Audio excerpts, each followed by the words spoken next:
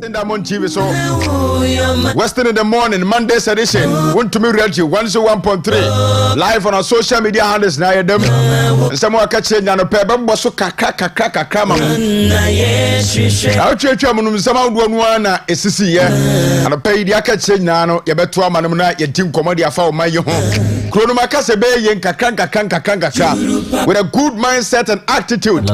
This country will definitely transform a certain day. Yenya yehwe kwan se betimi adu jene Ghana ho anamobi e wuto mpa ya wo bo na Mpuntuo Ghana ni wani mu kan na wojiri se nyame adom so krone be ye Ghana ni de wasade pa ede no so obedwe Ghana ye na woto na mo papa krone ye yi a emunsu fo so ebedi ye to be 101.3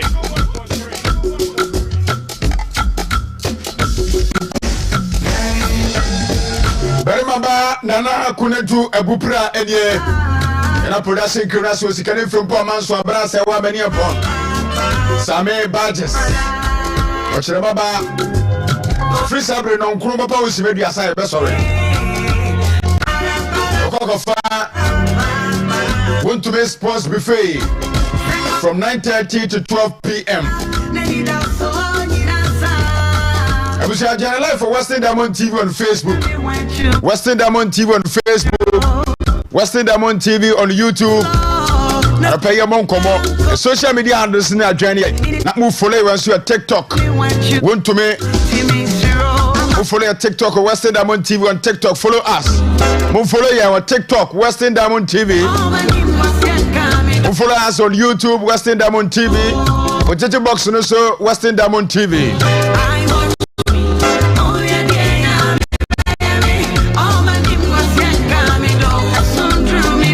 Urade ma de pepetiwa e wo hu kwan se wane Mpuntuo nya na urade beboa wo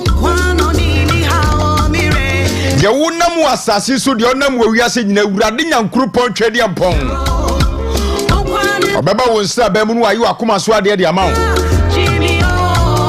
ye wonam nyina mprempren yi enkyere ye besi wo wie ye uda achi mu your current situation it definitely is not going to be the end of your life. And pray ya wunna mu wo haw ni amane akoda na da so yi. E hombre tiawa. Urade ahwe wo so yi. Na wo bo ho ban nkunimdie ebe ye odia.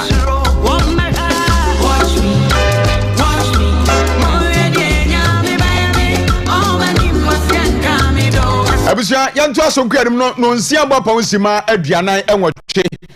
Ewo wuntume 101.3 FM so Western Diamond TV Western in the morning so na no pay ye be wuram na enkomo akachire nyina no yetimi enti na ye de bidi amamo dia beto dwane se former finance minister Kenneth Kuntunku Koforiata Brembram no kase watabri special prosecutor Owura Kisia Jaben edna kopie mo court se adan na we declare unlawful wanted declaration we declare unlawfully enti enei court enka semedi bi emano mokaya last week rebeto odwa se Owura Koforiata ya wasiu 2 police officers bi se unlawfully wo mu invade ni fie abra wo mu amona mania eno nso asem wo court a ye hwe ne adie eno ya asem eda ho na no fiada ne nso no Owura Koforiata bio asa asiu special prosecutor Kisia Jaben se anamo wotu ye na o declare ne wanted na nye kwampa so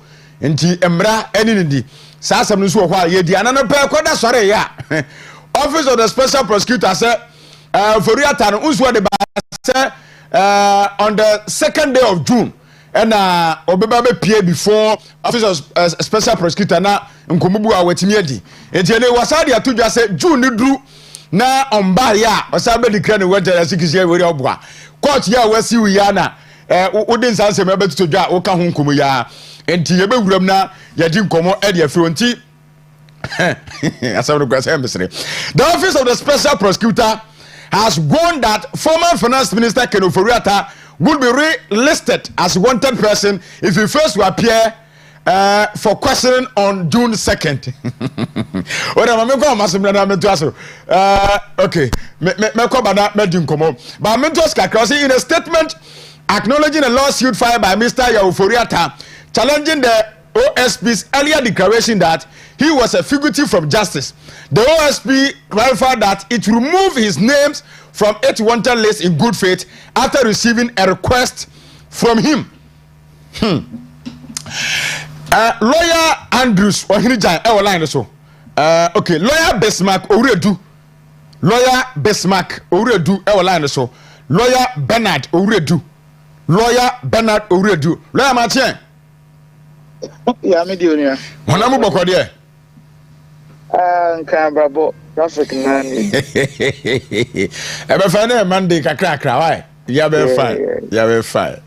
Well, anyway, ya share ya tese Kenoforiata SU OSP fase wanfa kwampa so ene declare wanted. Minima semi wate na eba mremu a we no sare yenka no. Well, medical tia for Matibi. And a very interesting development because Osha OSP Jumedimu any right this is share OSP now.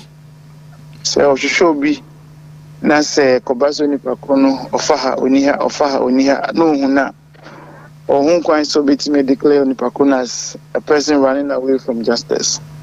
And your friend of fugitive. In the why can Kenoforiata sir. And Nishisha Imuno, any Mra Abonajuma, Panajuma Hono, or your right to have done that. The woman on why I say, okay, when you have reasonable explanations from era of Furiata into withdraw the publication declaring him as a fugitive, no, and as he said, when you wanted you. So all of us were thinking that, oh, I mean, as now we were about so a fugitive, no. Now at least practically no shenu and as only pakuna sedana 1% or mau huno. Na senior wa we journey there na uninjida so bia na make say me bisa sa question bi. Because obey then say you do be call say we a fugitive na ya sanda ni ho. Hello. Mitio pa minu apani. Hello lawyer, but all line is Mitio. Hello lawyer. Okay. You say you binya lawyer Bernard radio line so na ye de no atwa so. Ye bon ko won femfiri na ye hwe so fa. Said ye eniema sitie enti e wo ho.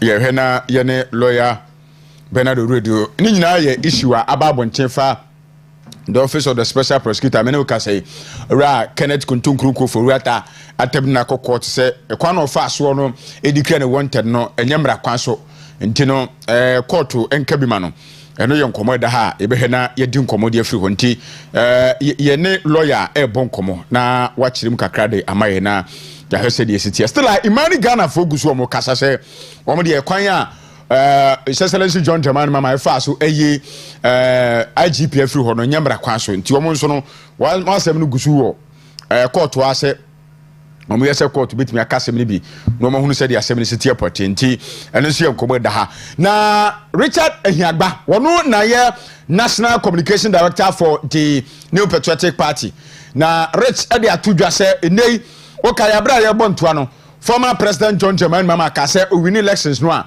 COVID-19 levy no obeye firi ho wo ye dede okromi ase ehu hia COVID-19 about 2019 2020 2021 2022 na COVID ne kwa no abras wo Ghana ha enti wontia ase MPP aban den I impose tax or Ghana for tua COVID-19 tax enti wonu win elections a wo be isa levy ni de firi ho wo kama no to Ghana for trim e ma Ghana for gina so kwa kwato abaditia MPP aban Nanu ada finance minister eko brasaba fie ready budget no COVID-19 levy wanyi taxes nkete kwansi bi adada so no yiye COVID-19 no asika da so ye kese no wanyi ana betting tax any omission levy and we yi free mu na mom no COVID-19 levy no ankasa pa na no mu ye campaign omo anyi afiri ho ana reche japa se wo kan mampanini ne bossa no oni so na wanyisu dia emra okrom ha lawyer Odaruma line drop ni etie pa but I don't know there but to asoma me minimbe bia me do ya like well now wo kire say ensenu aba no a office of the special prosecutor say be 10 ne ho say we on declare what do you call it former finance minister no from fugitive from justice no ho na no adro aha intina yin na ye ngongo say I mean Usinipa no uhwehwe na uhu no and he's running away from justice into where declared wanted as a fugitive. Afi wa ko yi say the explanation aba to way. It will be some who say na say explanation na ode bae na way no. Now we need that na. And even me I was a bit like I was at a loss as to how quick declaration in the way draw na ye. He declare anche niya himbia ni asan withdraw. Enti misusu se mini ofori atakra me ne no because se wo njina so pa se wo hwehwe mi hume na mi dwane every se ne mra ne se oni media na wa publish ya se nyina so ni ade a emu wo njina so papa bia me nyini se ni jina na wayi obehwe nso a ene global village global village obi was Singapore obetimi huni ekoso Ghana obi was Indonesia obetimi huni ekoso Ghana. It's for somebody like Oforiata or finance minister, I mean for almost 2 terms with the finance minister and the reputation of a query. And for you to declare him as a fugitive, no, a bear affecting the personal reputation a lot. I see. To me, it is a nuntina and also within his right. It's one among say Mrakwanso OSP says Sanamona Otuino Otubium because and me Mijitum because boss as in the medical club is a Ojanye Frimano. That's just a practically you know. Yeah. You know where about. You name the location. You name the location. Okay. And if you've done that, then need by even 2 weeks and a week. Now what's on with you? Then just say indeed, do ning na subia na nebusrim. To me, Mr. Foriata, you know, as a lawyer, and make us say it is well within his right. And as somebody, me follow special prosecution operations now. I think say. And never be so, and it was too rushed. And the bay is such a median. Bisamia, a quampano for Yatafano. Because situation now, Komuno, I thought say it was a rash decision by the special prosecutor. Okay. Lawyer Odaruma, on a U-turn, and a pay that's sorry, office of the special prosecutor has had because after a lawsuit in Aban say, change now, Gusuji and Mudium. That now. Former finance minister Ademan say June 2 na obebano wa ma was had never to wanted less than so. Is it out of frustration? In fact, position of special prosecutor no. Yako yesi rakiseja ben ye amana ko yese office small boy bi. Office kesi pa o mi office kesi a nyina ye rekufa do de ba ye Matinami the Sum Ghana for any G. Say your office ketwa. But say, by personalizing, when it is a wow personal office, say, dear. Ebema a bua office no better Chimakaka. Okay. You pay wow, see who or see your bass second you. No one can say, send your own funnel and to fugitive and Nancy. What church will be a lawyer for no wedding come. It is our quino. Opesemra ehwehwem na wasamba beka se wa ma obechi no ala na wonfa san ya no nko dan court na free radio so na opese we do special prosecutor. I think say in tweye I mean no rock say jabin oye mrenim ni like yenyina ye wo obu ani di mo no but yakoye se media engagement no ya doso yera matinamidu enyo no pe no be special prosecutor yehu yera matinamidu. But kaka na here kiseja binja media kaka no jina media I don't think say it is proper. I see. Any media muna yedi asem maybe oba say court or the case kwa ezora court ya no wasandi asem abewu I think say hasting slowly when it comes to his media engagement, because I see position or than media and what Jenny. But kakra na media yes ana reputation cry sutimite. Okay Because when you are the assembly by two media and say what from you obi a be kire na dwen ho obi a be kasa ho obi a be kasa wani mo na ya na de bia na ye de man wa special prosecutor no asa wo tutu na se kakra. Okay, my dream kire. Good. Lawyer no pay ye na wase wo ho na ye hwede ye be free kire aba ba na buru adwen so a ye no be kasa why. Yo. All right. Lawyer Bernardo Redu, a private legal practitioner, no, and I bon komafa issue of the special prosecutor. When a former finance minister, Kenneth Kuntunkruko Furiata, Nana Furiata, Hong Kong, NIAD. But Dom Kutum Nasabe de Fie, Wamu Ed demanded with immediate effect. The Vice President of the Republic, Yamame Professor Jane Opoku-Agyemang, Womra. Na budget presentation debate no aye no offer no metumbi mo career was it last year na MPP for year dom kase na this for dom ko ton check kata e come say Dr. Alhaji Mahmoud Bawumia amra na debate no offer no metumbi budget presentation wo mebu mo twene a won se we da jakrum ya eno so dom keto no e demand say ye ma me Professor Jane Opoku-Agyemang amra na 2025 budget presentation in the parliament no woman no friend no matumbi na yentie was see the minority caucus in parliament appears bent having a vice president, Her Excellency Jenana Opoku-Agyemang, to participate in the debate on the 2025 budget as parliament reconvenes on Tuesday, March 18, 2025. That is tomorrow. This call was made by the member of parliament for Kankwe Central, Wonderful Patrick Yabuama, who argued that it is expedient for the vice president, who is the head of the economic management team of the President John Dramani Mahama's administration, to participate fully in debating the 2025 budget presented on the floor of parliament by the finance minister, Dr. Keselato Forsen, on March 11, 2025. Mr. Buama emphasized that the vice president extensive experience in the education sector should be reflected in the government economic and financial policies. According to the lawmaker, her contributions will offer valuable insight given her background and expertise.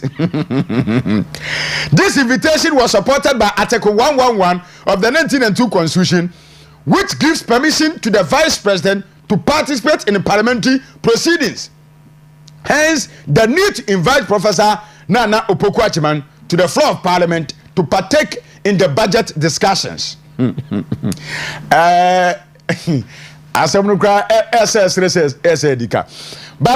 on a more serious note, Professor Jenana Opoku-Agyemang, well, so on the area of education, yeah, minority for our side to but we say about economy nim kuntabuo and the financial sector I don't know dear, but I don't think so Professor Jenana Opoku-Agyemang that knowledge ni p was our area ho well so education sector said here kata yina right up PH said affair na but I say umbrella debate the whole year 2025 budget there.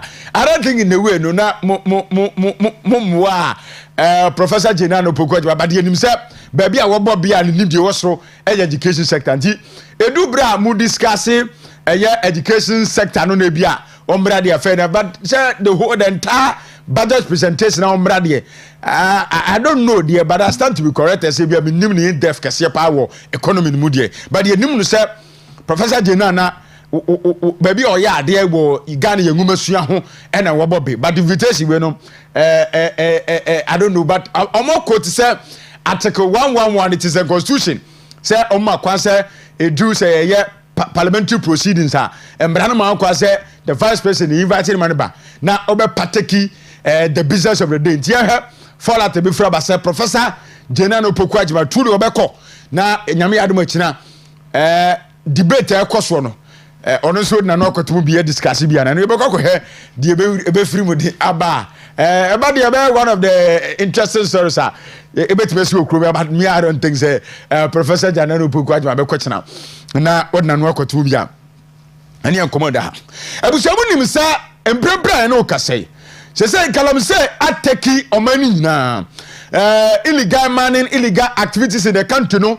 Ya kwaya dia we cannot bear it anymore because just the beer mining, season of excavators, vandalizing our forest reserves, destroying our water bodies up a year order of the day. And this is for by Ukrainian Yajikong. Some no, I just say Abopia. And I tisa Oko Ashanti Regina. Excavators bens ya, penfua season ya day. Just said ya niema bonia ekoswo mining ni mu no abusua eyade a emu awram ye papa but kamia say obia ntimi nka bi emfa mayen obia ne ho a waka bie akoya awre wo sempa wo Ghana ha just illegal mining no ya jensem enu ti na Dr. Ken Asigbe wodi atu just the president should declare as quick, as early, as simple as in gentleman's and tentam cry. Say you declare state of emergency. Because you see, baby o man do any kwaya ye ni ya ba na ba. Munya mi entu fumo gudie, yense nsuo, yense kwaya no. Empani wa abebuo bi a wobuo say. Ba fan ese wo yi oni. Ba onim so no an to na wo say no. Ya ka. Ashanti Region Anti-Galamsey Task Force has seen 6 excavators deployed in illegal mining operation along River Enum in the Bosobefre. That's how one day. It's when said you must see a son. Oko Ashanti Achima. Or Quano Honwa. Na said the Ensuano, one must see a son and their fracture. A good for any Marciano. And easy. Mammy Quadam Paul Cabrando Moncomo. Paul Martian. Hey, we never try to do so, bro. Now, no more there. Oh, Yehua Daruma, why not family? I can't see you where I come. Good. Paul, what are my so far? Illegal activities are also in the mining sector. And I have to say, tax force were open. One must see 6 excavators and one match 3 foreign nationals. And they a num impesiaso. But some friend who was one no just easy. What are my Akoban say the previous administration mutra ya nanso mining no kwa na mo first way to as na name am. Say abanfo fra ba na mo wo tuo efa illegal mining ho no yakoye enkobesie amanfo asi and declare the state as emergency. But still the akwaso na ekwaso Ashanti Region mining activities especially say wo mu say nsuo ene yakwaye no ehon komo to say you mean you have the dika meda was papa na mabo mabaso ewo dwumadi a mudie ewo Western Diamond TV na mafa akonya so ada obi bia no ase especially obi a oto abama osrama yoko MPP then I need that so wo ene say Dr. Alhaji Mahmoud Baumia ono ena prempre Ohawa na Ghana ekomu nyina no ono na ebetimi ahwe na wasi ano kwan na wode enema ebetima boa omayi omanfo ewu mu no yensa etiba ka amaye no omo mutu abama ni nyina no ye do masi na minim se ebrepa mu no obeba na waba beda obibia no ase memre dai na Dr. Alhaji Mahmoud Baumia no owo Kumasi wa wunia Dr. Solomon Kwati Fuku ne maami aye no ne maami aye no Alhaji Baumia Obama ne ye fe papa na behwe ye na se pa senia manfo pa ejeje ne yo ene baba pa wasia okay Alhaji Baumia nyame ahira no enti mi de ni mo se enche bia no beba no adu bia no aseda amano na minia seba galamsey ene senia esi ayema omayi beka ne se obia no eka ho asem hwe ye beto abakra no 2024 ho no odi mo se ekoya kodru se union leaders gira no eko strike on that etinka adia the first thing was Nkajo Mahama minister was Gotimi appointing the first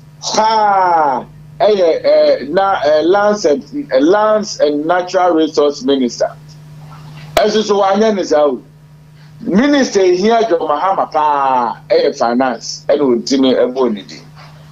Eti adia kwaso me de me woni say enya adia Jo Mahama obetimi ade bibi papa bia no ade abba in terms of protecting the lives and property. And I say yes ni ensuwa amanfo ese no obetimi aye bibia fam. Media se obisa lands and forestry lands and natural resource minister yedina bana was say illegal miners are taking additional 44 forest reserves in the country. Na etuo any akodia egu ho no chain dia Ghana Armed Forces for ewo meti video was say baby a wo mu do gold no wonu kra ntimi nko ho na kan ye pesa why the beti ba ko se minister was here sa na ma so etimi be kasa asem we kire ye baby a illegal for no ewo no a mu tu galamsey na etuo ni akodia ne bomb ene hye akodia egu ho no chain dia Ghana forces wa me na aba ne purpose also na dia yakura wo mu kura ne ene say say na say parliament na yes NDC parliamentarians na omo ye 187 no still no minority from 88 no wo mu do also say 187 for no and yes ye hwehwe baby a parliamentarians NDC for no wo mu akwa our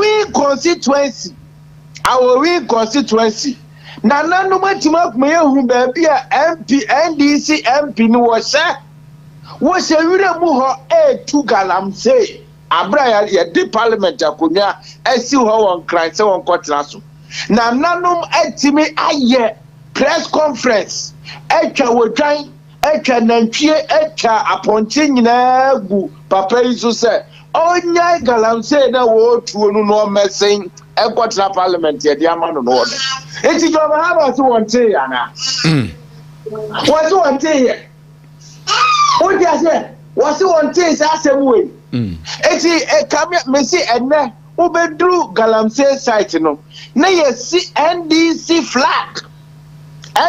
flag yo ene yesi wo galamsey site wo HSA eye NDC for ene eye galamsey no na no ade ya asoja for akwa kosi galamsey for anu kwaya NDC chairman yo onu say adenti ni yamba na manie ansa na omo ko akwachi wo mu enti wono no confront soldier for any police for ekoye no apam wo mu afiri ho o ti ase enti media me ka ma obi anu ate se ade a Jo Mahama benefited from, which was the unions omo backing no omo ka say ade a ekoso na ehia say omampani and declare state of emergency because yensu ya hwe be kra nsuo ni ade no a Jo Mahama edi so mfaso a odi abe omampani no anya ade omatu hu ana mo bia ade be excavator na omati wo mo ankrofo mo pesika na ade odi obe unse ya kan say ya ba ni media so ochira sa kwere o se excavator no but on a more serious note usha the state enum no mo kan de edamiami area yenim kwan a ensuo na afaso asayafa na enya honko usha Asante regional some forest reserves are minus ya take over yensuo a minus ya take over it seems about we by kwade I west just say yenim ba bia nkofo ri friend say dia hoodene a wo mo anya edi sensuo edi say kwaye no ebi enani ehunu say anya hwe yaba na abaye ntu dachi sunsanso a ewo man ufo say enimanimu yei no as a government no then wo munye and rectify our situation because you can't say your politics are that's it. I'm about to be so. And Abu Pramaka Chow say, Dr. Alhaji Mahmoud Baumia, so NDC for episode where BB Padia, and someone can a flag I'm saying who say Oba or Besha because one or say Nipaduna Galam say no because Omuni Sika Ombet Marco into large scale no. Enti eno mo yes a friend is saying Galam say no. It is kono de Oba obebie mining bank ombetimi enye sika wo ho a ombetimi ade aye wo mu adwuma eno na NDC for instead of so obebie mining bank na amafo anya bi ade aye no omuso obebie women bank women bank no so a obebie no so a obi anim say bank requirement 400 million sika say na NDC for atwa to some de bebie women bank na 58 million. What you say? Another any adanko da day at the end of Omoye. What you say? Dr. Alhaji Mahmoud Baumia say, and every district be another constituency be on in an beka boom. Near for me a local committee. I will hold my mining so and it will be no free cry or baby. You bet me not senior team commonia share a quiet before so a bear. What you say? Let me abuano. NDC for there. Omo ni ene blueprint bia omo de ato ho a omo baba. Ti maka kire o say ensuo ne hwan ya ese no minister no ho so no akasa se we ya kire o. Na minister so ntimi nko nwere mu a. Wo na obetima akọ. Etimi de me no me feel say ni that so bia ni ho. Ebetimi abo a ye betimi akase NDC for we ye wogide wo mumu. Abra ne ya akase ye nyina kra ye nya ne enya we omo de omo so omo ba omo crop tu eno no omo for fele omo manifesto promise no. What you say? Eti ye manifesto promise a omo ka kire nkrofo no eno omo implement it. Eti implementation no na ekoso nti me no me no de nya dia bibia no ye betima ye bibia no afa ho. Paul no pay ye na wase bibia ni a ye no be kasa. Meso madam asepa ni akonya kese amodi amame na semri ya ewo mu de leader so bi enu wo ewo NDC no a ye betima kase bibi papa bi eba. Thank you very much. Ebisafo ye ne Paul Kwabrayando and abon komo ya Ashanti Regional Communication Director for New Patriotic Party. Oduna no pay ye ne wuram krata no so aba no pay na poso ye bebo boso di amamo abejafo beba ne adi nkom bebie lines na amamo na mado bajo nchiaba for message for 0248 071174 0248 071174 ye be kan di amount text message WhatsApp message and for 0248 071174 0248 071174 for message faso ye be kan e the biggest platform so di amount uko Facebook nso a Western Diamond TV would be to a becama uko YouTuber Western Diamond TV for message to her your social media handles in your benya daje na ya kenkani na eti amount mo like page Diamond share on Facebook like the page comment and share na yamon common free na nsema hudu aka chenso no yeni bi emfa ema mame ko na mene Alliance Drivers of Ghana last week no mo kasai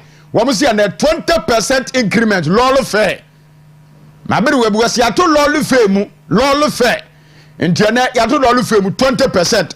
We are driver ni mate ni now the passenger ekoko a emu amase last week make say we are passenger na akofuka your calculation ene nkran na 120 no ekọ 150 ebiji 160 trabas me neko aba ye to yeso mfaso no no kwakubu aten ma chien yejo be ma na honamu ye de ahode ne nkwa ho je say no muntumu no aye possible anase mo anya nto fa anim Mamenje wetifo no hwefo yentumu na bam hihye ma anapai adavers na sase eji na medema so to fom no anapai mabona kolole station bibria omo ba sase dia to on board so amma binum ko amone na emu de omo sase amoji ntumu no de eye adwuma danse amonyafo akoyen kofo bi a enya to ba mo ma na ya be omo bonso na omo ma be nya nkopon Osha campaign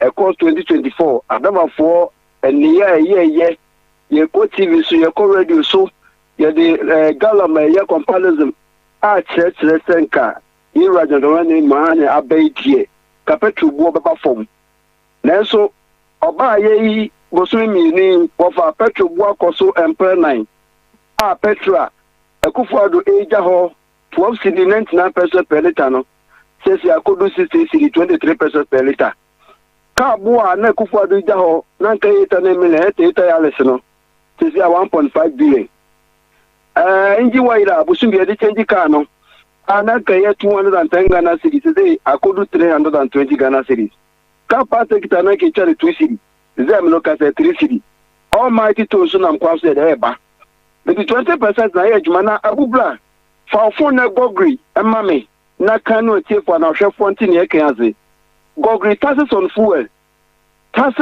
na shefu ahodo taxes ahodo a egufu an so na ke nimse budget omuridi en ko mbe hye access wa maye na ya jai tazisinya ase nko adabe na waye adwuma pon na ko ja filling station no na wo ko chia sa taziso nyina ma wo bo enya abayo aban tipako ya kafu na ba no ono ta sa waji wo hunu ansa na oil bog so edomo de aka ho eti uridi sole na da ho na omo se Ghana ya bia ye chia hai wo de ridi mame no wa tie for anti asamekanasi.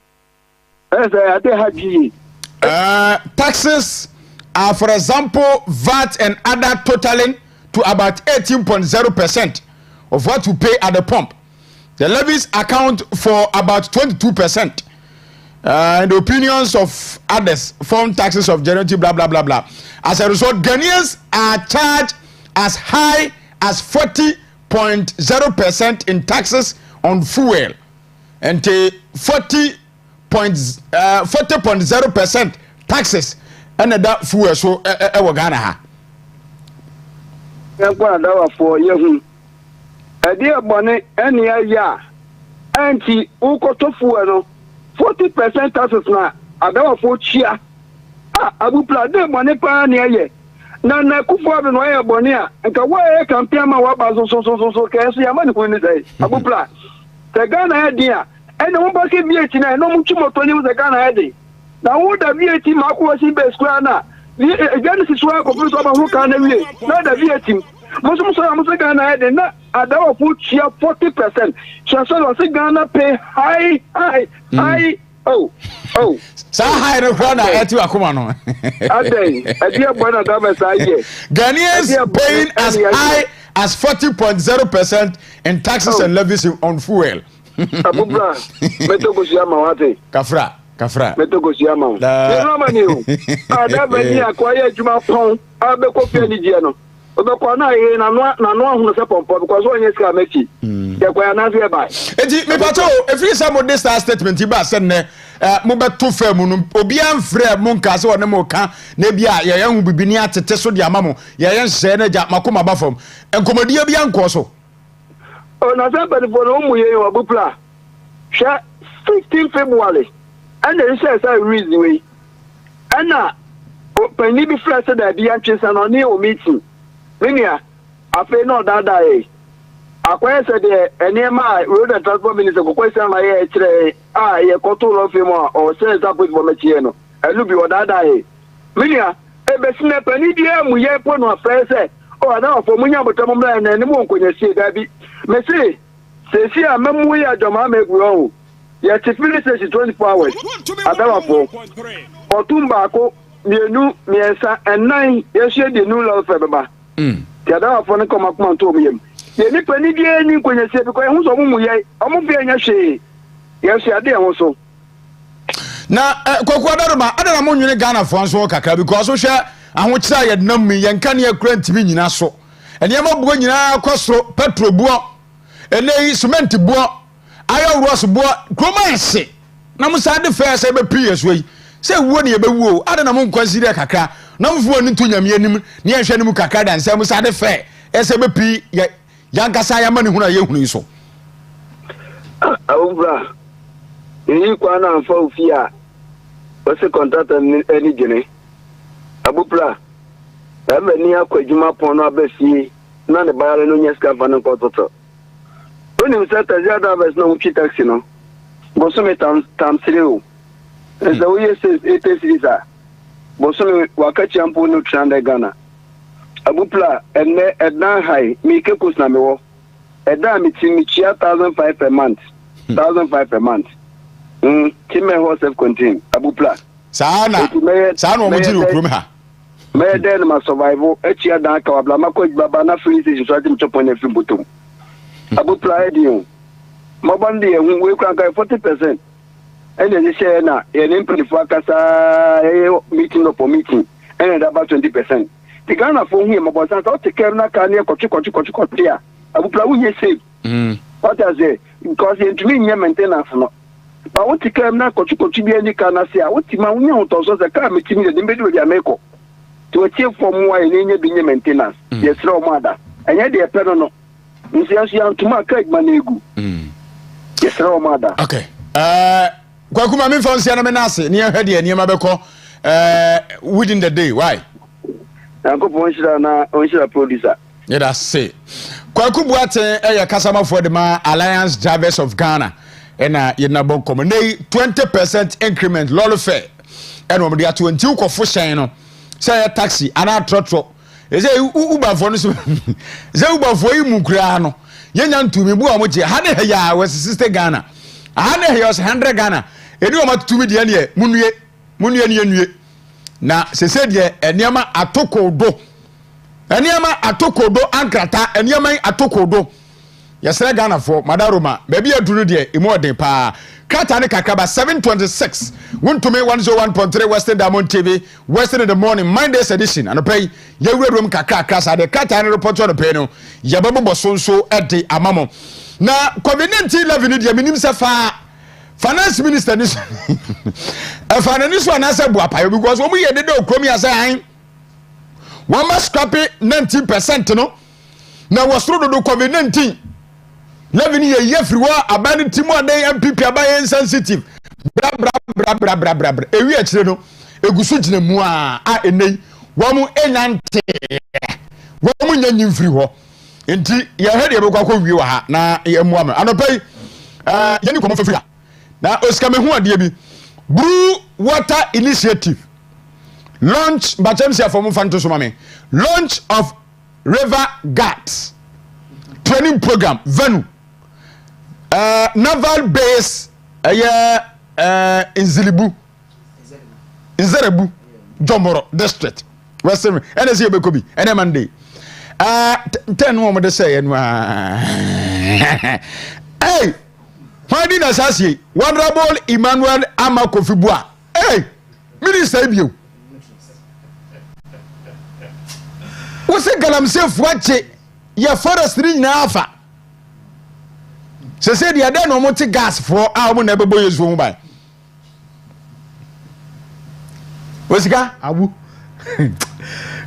na ho ye de nyame ado me ho ye pa me ho aden abu sa uti wiase wo na so bebo abura but mo hwe ni ye no kwese firo mo ho na eba o no an ho o ma tu ka sa na ifiro no an Ghana for do mtimi ye bibia o no an me ko hunu wo regional communication officer NDC Facebook wo na me twini tu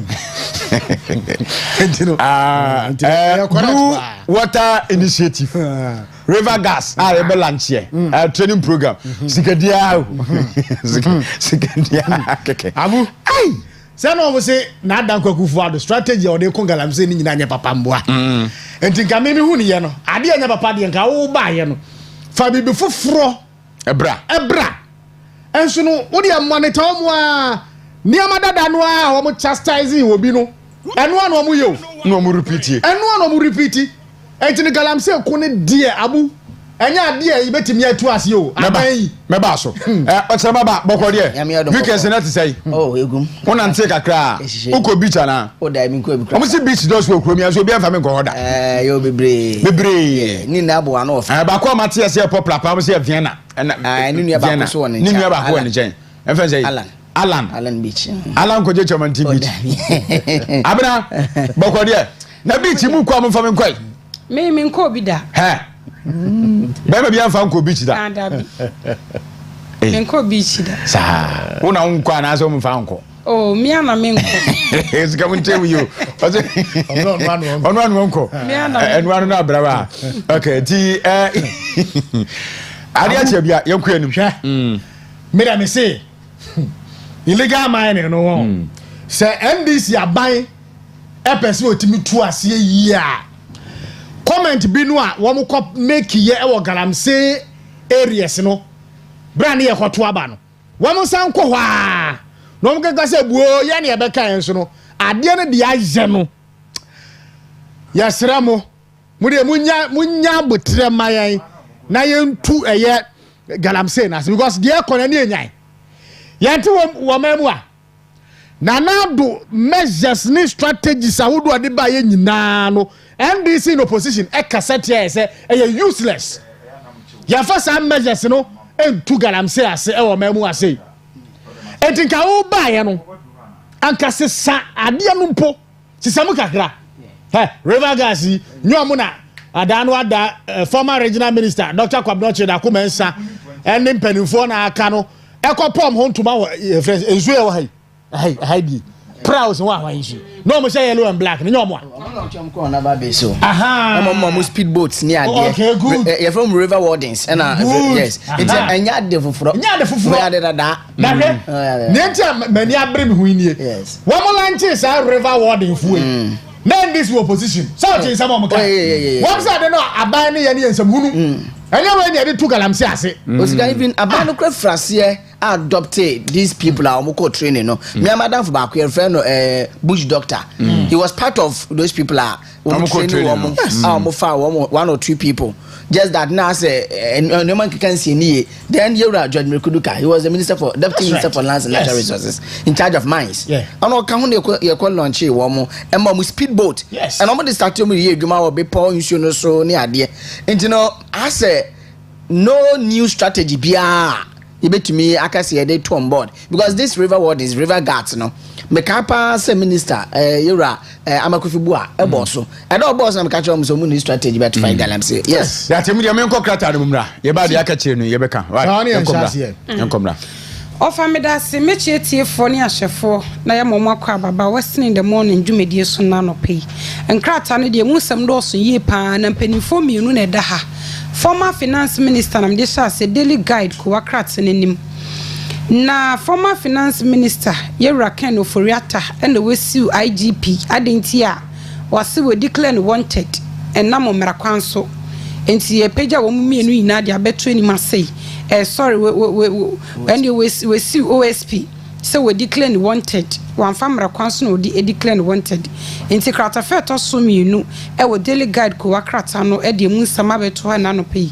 na illegal mining ho nsensem ya ye kenya yi ya so ba to ye mantem a ene ye megunu mako eduenum ensia 56 ene yetumi acheche wo mo e maka ho bi mema nso e ka ho bi asabre de wo mo akwakotuma ye hwe se e be kakodi wo masam ma me misa asem ba ko ha se aban na achechire sa nkrofo no ane okay ye bisa se wo mo aya chire wo mo no wo mo no mo finance illegal mining na question be say modu papa yes because ada no da bedina edumba nso ha president Mahama aka se wo mo aya chire wo mo nyina no enyi wo mo no mo ye galamsey nu na wo mo ko pe bibia bedi etu wo ba safo na ya chiro mu nyina no be de obeyi wo mama be yo madwuma na wa pe financiers no enti ede na asia safo kro ya wo bi kire wo mo ana o bo ne so buo no wasan so ba wo kire safo and Osika ede no nana no mo awin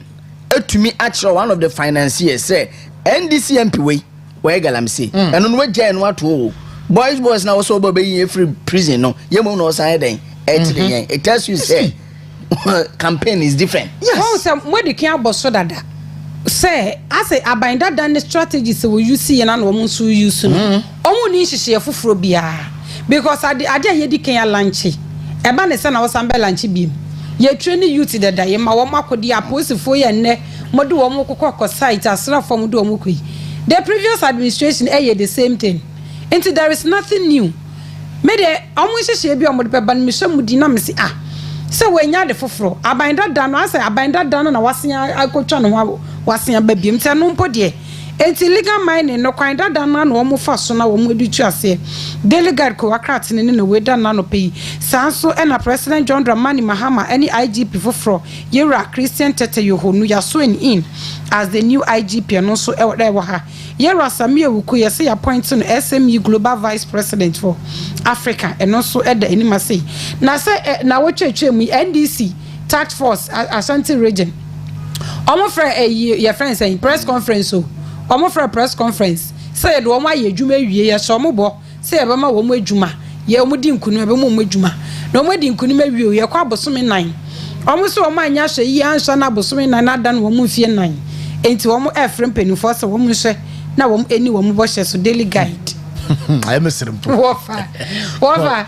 Woman said, don't get yes, and what down or can romance. Omante. Not now, may you suicide with young crew to you where we are. Now, you never did it. Young day. Very few of them, Pede, National Security Wana. Almost a for more questions, be near Dewati. I say, one more your show, but say, woman, Juma, the moment Jumai. Enter some now, I see a drink at Yakai and a woman say that. Woman says, Sabi, I don't pass your phone to me. Woman say that. Oh, I never remember. Ya kaso amon fa certificate ngu ho me an hwe certificate ne so em form aguma mu a wo mu obi o me de be kode wofa ye wo mu ni bio wenum wo say ye won crofobia ye omo ba ye si obi amusi o NDC abenti omu yini fro no mo fa ye so ye nipa nko na wo be komu no na nipa no no ejina nsanchirofo anim ka say wo mu yi sa nipa ni fro won fa NDC nipa fa mara no ono no he is not qualified kapre woni hwe oh insina maka cho wo ya manyosema make sure say wo be hia ade enso no wapa bodi nkrata na to na ye ba wo so ate obre so aba na weni aye die ya nchi ase edu nketia yen kaka wo mo but you see it shouldn't always be like sending pan of certificate in beto ni yen compare no politics na ye no ye wo bia ne bia na ho odin eduro na abranti ye kan Ishaku so come would actor yeah I don't want peace I want problems always so abranti ye no na Betty Kinte yes one the lead task force no you see but when this me well yes as a task force I say John Dramani Mahama His Excellency e be show mo bo say ma wo mu free polling centers ho kopem se be declare no winner into almost tena wa twen say e declare John Dramani Mahama as the next president elect into no basha we say adwuma kase ya pa na de mom and even omo ka so munya adwuma no munya 28% wa Ashanti region and they had 35%. Oh I see into munya adwuma no into na certificate sem because wo kofa no hu no sabe ni su ne ban ene nipa odisi wo anya certificate ni mpa ndi say adwuma be no mo mpema oh so at least body no hu say national security ana omo ta kwako yes na national security no sorry events abena national security no okay hi wow national security any nine certificate go to the person my division be co division be go above seguro but in as much as our body it doesn't mean say he qualifies and for this and na I don't know I also was go issue 2019 nipa sabe okobo Sam George asome no double so wa ho u be certificate no mama mama no pay we mama twu madi we be ka madi on so adwen no so say eh hwe me ya ka ko echire o de ya what twu madi ayima bia no ade mom bibia no ade mom bibia no ade mom no you shouldn't say some certificate ban na betumi dia fa o go form no say o si mesi anaso benten wa building the body and me de no yes aduma we now I said don't get yes mo ka jama ref oh yes oh no I said carry I'm not cracker I say ya den kwasiafo na putu we yan to yeah the nyansafo abu January no end of discussion yes end of discussion oh that udesi amediesi for daily guide yo ana pe me to so na me fa do bokrata I friend the daily gist me fa ento aso daily gist ai ana pe dem se kan no say pion omo do omo asem no mo do ba ne pion into the daily gist and I made the to aso we na police officers ahodo bi na no fiada no e dey swear in the new IGP right Yera Christian Tete Yohonu na jubilation bi koso the headquarters of the Ghana Police Service na no na ye dey ehonsam dey abase police officers celebrate dismissal of Yera Dampare krata no dey aba enim hanom sey na gift Oware Mensa NIB former deputy CEO and yes NIB for krata kakraka ide hye nonum se wontumi enkasa mane ni media house bia no engrante any interview and so krata ndi aba ne fa toso emiensa the daily gist na nano budget ni mabeto dwa se 2.7 billion Ghana cedis and ye twede akọ the presidency ye ko tue dwemfo a wono soma mampeni wono aketua ho nsem so abeda habefu na the banner headline no enso ekasa fa yewa OSP ne Kanuforiata ehu se Kanuforiata ekwakwesi OSP se we declare no fugitive wanted se wedwane emra no wachiremu se enye sanity ntono so SU OSP for that arrest warrant no Dr. Alhad Mahmoud Bawumia ni 8 yewa Mustafa Salam oye national organizer ema the NPP wonso atutubi di amane efu asantoa Sengaton ababa wano see say yan face ke bia 20,000 bia kwa koma no ade wo se ne saka ye no eyeduro bia wo de be clear the truth na Mustafa Salam aba wo kyem se no kre se sika 20,000 Ghana cedis no ye de akokoma ne team na se team ni na mfa ma ne dia wo mu ni wasem bia ka the delegates and pay the custodian and I dey to aso na no pay dia ma His Excellency President John Dramani Mahama emfoni de hase na enimu ase no CDM Center for Democratic Movement say hey president adabraka wadaroma ele ya ka so no kamera se ne wuntie na so no yan CDM for de yenim se ye ka wo de ho hare so ebetie wo mo say president John Mahama nipa wo ba ya wo yi o madi free abanwam nyina no ebe ya tintontan twitwa so na san reverse wo mo a wo yi o madi nyina no na mo konko yi o madwuma we Center for Democratic Movement in Samoa womo ede Emma President John Dramani Mahama so I say so no the former IGP Dr. George Ekufudam Parinfoni de hase no so Ghana for medam wase medam nyina mo ase adwuma me be muta machipa ma metimi so man so mpapa aseda enkamo we ensamo no nso ede atudwa Samia Wuku boys abre ne ya kasai ene ya appoint no to serve as the vice president of SME Global for Africa and Kratan ebo emu amane na ase nso no Honorable Patrick Buama emfoni da hase nyono nko and vice president Excellency Professor Jane Nano Poku Ajman emfoni da hase we ena Kratan chemu se minority say we vice president dia ede ya economy ho nsem no se atwumbam and nyame ya adomu a budget 2025 debate ya be o mrahye badwafie no one more expect say vice president nso e ba be pie mu abetina mu bi ene na ye nyina ye debate ne ehunu ne mudie e wo e ba no eye economy ni economics mu a we ensem a minority no enso e de tudwa na na kra nso no ene MP say wo mrahye badwafie ene enei post budget workshop ana wo mo e de ahyehyɛ so e mrahye badwafie a ena no pay the custodian Kwankratan ebo emu amane metwaso edi efree the chronicle Kwankratan no emu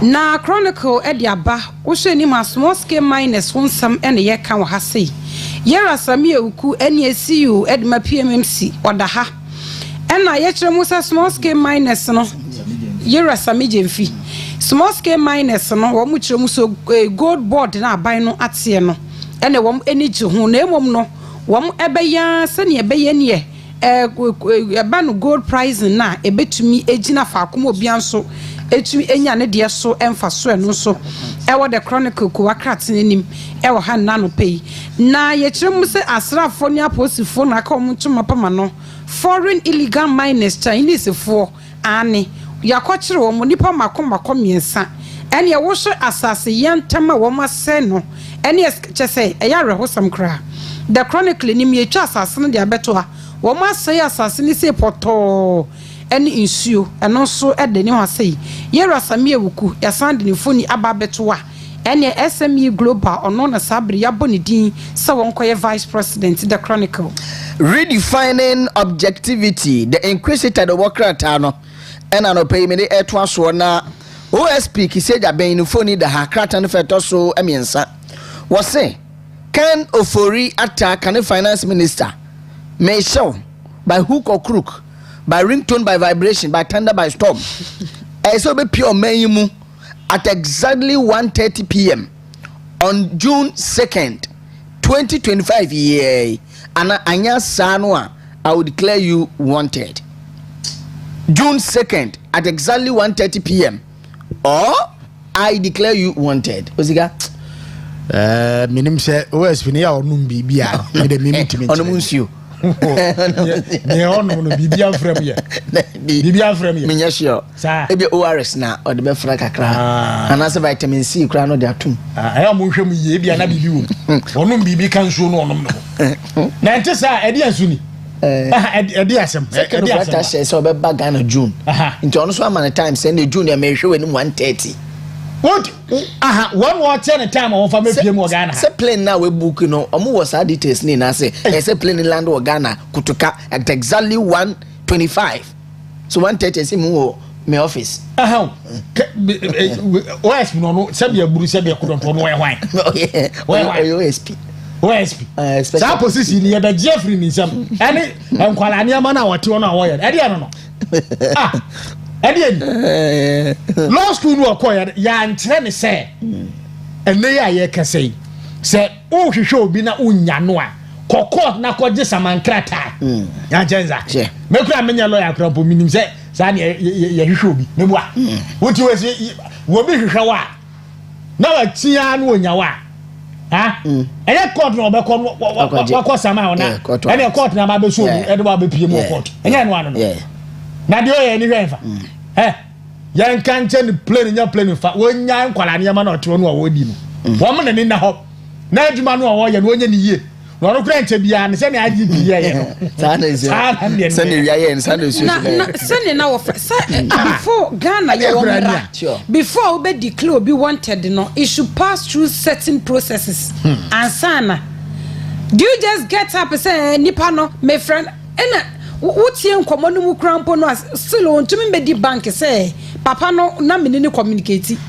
through the lawyers say ebia me wa ha say from this time me wa ha into Britain me bagan and because of say wo ye na wo dey please the current government inti ma me ye na ne ye maintain me wona wo kan ye say wo yankwanoma wo ye ne wo betumi wo bre so abekọ wo bre na so awie o wo bre na so awie wo bre so nti ne wo ye ne won yan famra kwanso ne fa nya ne sefata se ebi kinto se papa nyanks se ebe otehunara kwa asa otehunu bi sa no na den kusete do bokrata no aso yewa keno foriata wote sasem na hye nebufuo eno no so eka se okokot nti court ni wa kokora me de mun krata akra na no fiada no yewa da ba fiada no de mun semba se we see OSP but ebi mu ka se ni nyina so na very weak suit ana wakwa akọ e court awode summon OSP na Ghana Post enso wo mpenimfu akandifo medi o manim no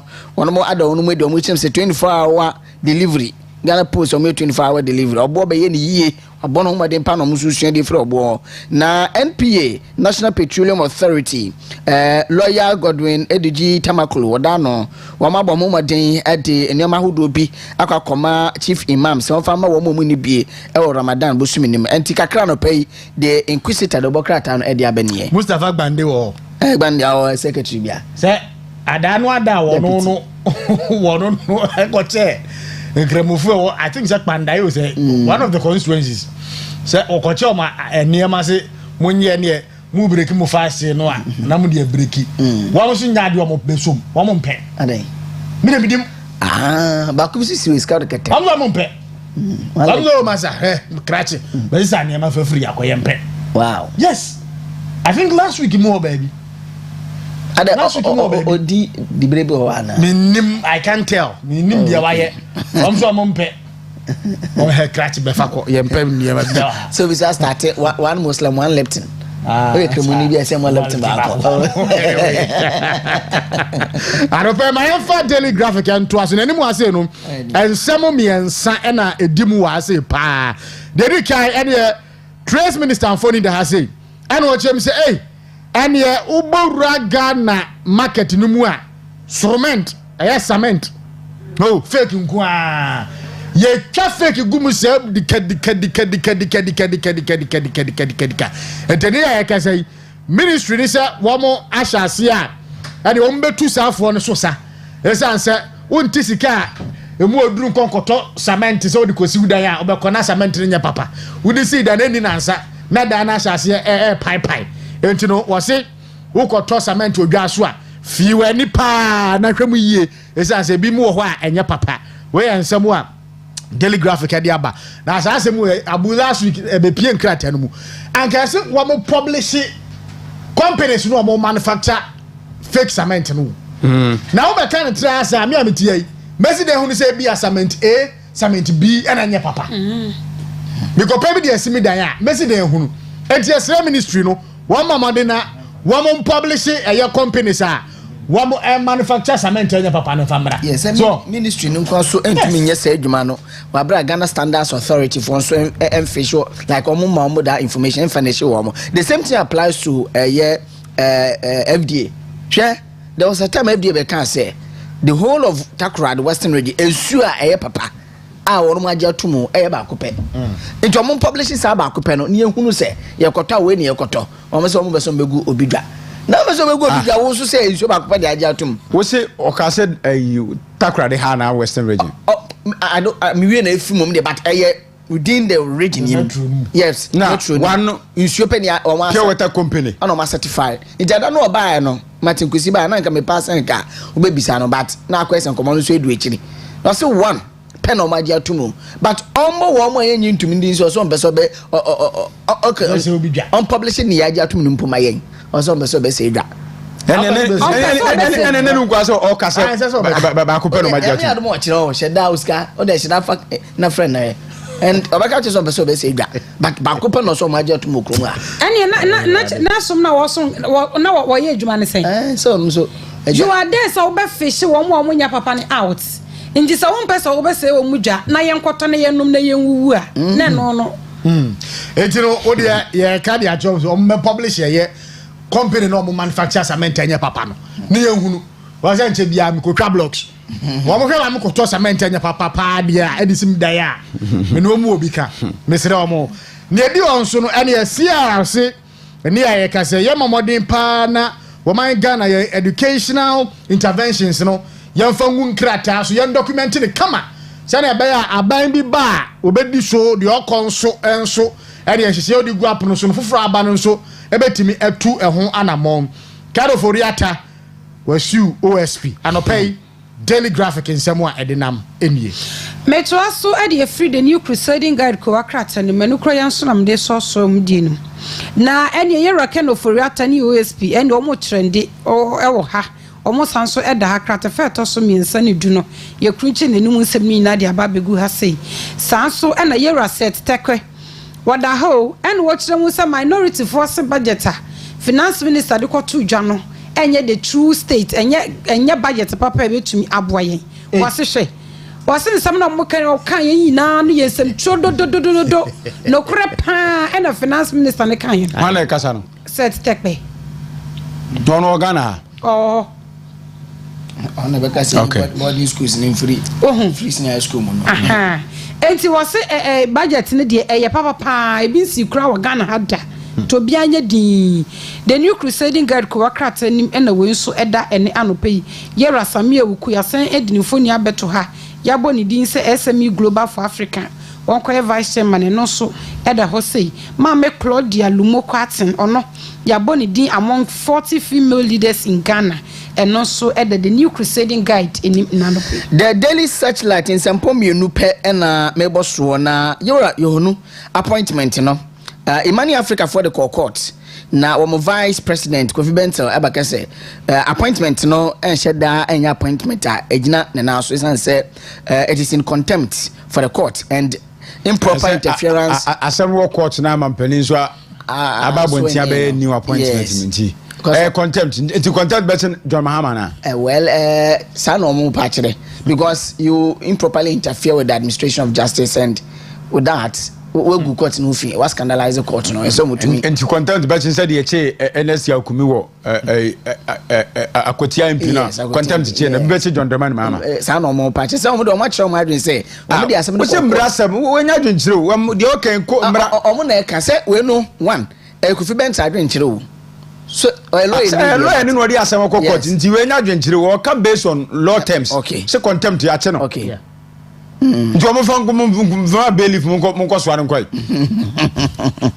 but say asem the way put no I say ba say asem na ye no kure asem no court before asana new appointment ba so interference abem but say nim say be a court start say or di one or process bribi on the case say be a court efrase on the case they are fine asem court na say court nyansa ase a oh that be senior o man dey obo no wo do asem court but asem no court ni frase say wo die and court to be it me kan ho asem oh yes because in contempt case say court in status wo die asem na utumi kan to the level they be a court ni be wa ka asem na kokoduro so on kind of crash wa utumi ka bi court do level bi a utumi ntra court na de no so yate aha ye he de ko bi na the etwato na galamse fo nsien bi so a yate wo mo ene some I think say 6 Chinese nationals and yachi wo mo excavators and watweka ho one bulldozer and tano anwia and yoyo forest reserves no yakwachi wo mo yese na malam bi sukra kan wo kan chi de ama wo mo and they saw the paint wo mo na no malam ai oyere dunsini wo kan chi de ama wo mo so menya efema godie ba mentia so China for mo fidi amodi detect say good wa na dunsini de obeye den wo mu e before na to so guna mrofo na sum say omo go fa kofi bra omo ni aduro asga me de university okay we fa the new publisher entu apoe na ene mu ase no Prophet Victor Kusibuati infoni da ase ado ase hwe me ti wei obi ade obetimi a kire mi o anu amete se wonu so atwetwe atro se amamfo si na before ko fa no ni ade azu obi anche ose no bi ani obi antimi nche no ade kudi nti a okasa ne se National Cathedral ho sika sem no ne ho son efi bi ani ni sa ho ye enti no hu ni fi a yesi de nche no unye hu fi a usi de kope wasem pada de besi watade enti no wo kase wo bia de ho a wo betimi a kire no ase nso no Samia Oku ene edika aboso ene SME Global when ya a vice president position and so I say COP Christian Tete Yohonu Ghana your new IGP President John Mahama you know no say the priority is community policing oh obehwe no wahye kina pa na so mutimi ye community policing na e problem policing anya community no na community base no aha omo na omo ha adwen no yabo wetuo ya chi wewa nya munya control police ko community no a insecurity in the country no ebe brase na all kind is also no o man to President John Mahama say won fa emabundudo no operation was a mabunu ni wa visibility no all here for community policing no ahwe anya adwuma ono na nka chairman mampani de ono fa police se wakaje so e bia me priority ni here nipa bebre o police service no say na be ya community me tete so sa COP Mame ya tiwa adedankwa na ye boni di so nko deputize Yohonu we de miami krom ni asante atomfo asin ni that's right anti ka eno mo sa manfo man congratulations anti obobo djuma no so na be at my fine very well very very necessary pa enti ne de e wo paper ni mo anopai yes okay deputy IGP that's right Mrs. Tiwa Adodankwa Ekufu Mrs. Tiwa Adodankwa Kufu nkanidi ho ti eno so no ma me eni masa nane obeye ni ma me yibi je onyamru se bosi ni de o ba de wo mre kura we code post na ni ayede onyamre ma me ya onyamre we have fight eno so edo but mawie ye de asi madofo bi do mo birthday mama we se mo mra na mentua so mama ba jom sia for me the pictures bi mama na mama do birthday mo hwe na mo wole mama na ye ntua so didi nkomo kakra bara manfo se na ofo se ayi OSP di wo ye enya ayi ofori ataba declare ode ne court ano no so aba ebe declare ataba ebe simu kena se 2nd June wa pia o sa de ne beto o mo list ne so me de me maka se ebia na papa no num bibi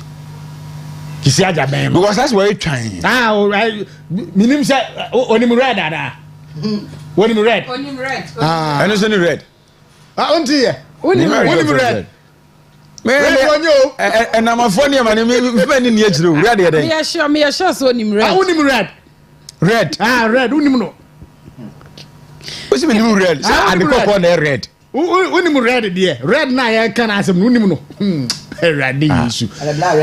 Don't try to confuse me this morning. I'm not confusing you. Now, social media, crofobet in time. No, original, I say, no, you say, Chromophobia, last year I said higher born. No, Sana, why you? I know I say, Massa time. But this is so good. What was he and cannot very and cannot. What's it for Bernato or Mubaka Timuque? Where you are say, I feel I am better. Get in here. No. What's the movement better? I quite what the such a badges, sir. What one as man is woman. Now, if I'm possible, police is number. Oh, yeah. It's long. Try not to try. What's why trying? Now, I could be a Michelle. About quite in my bank who was just put in any move. And why time? I can't get go round one tempo. And as your friends are red. When you red. Ojina order. Abu. Me as a mama my confused kaka. Red and sana. And yansa.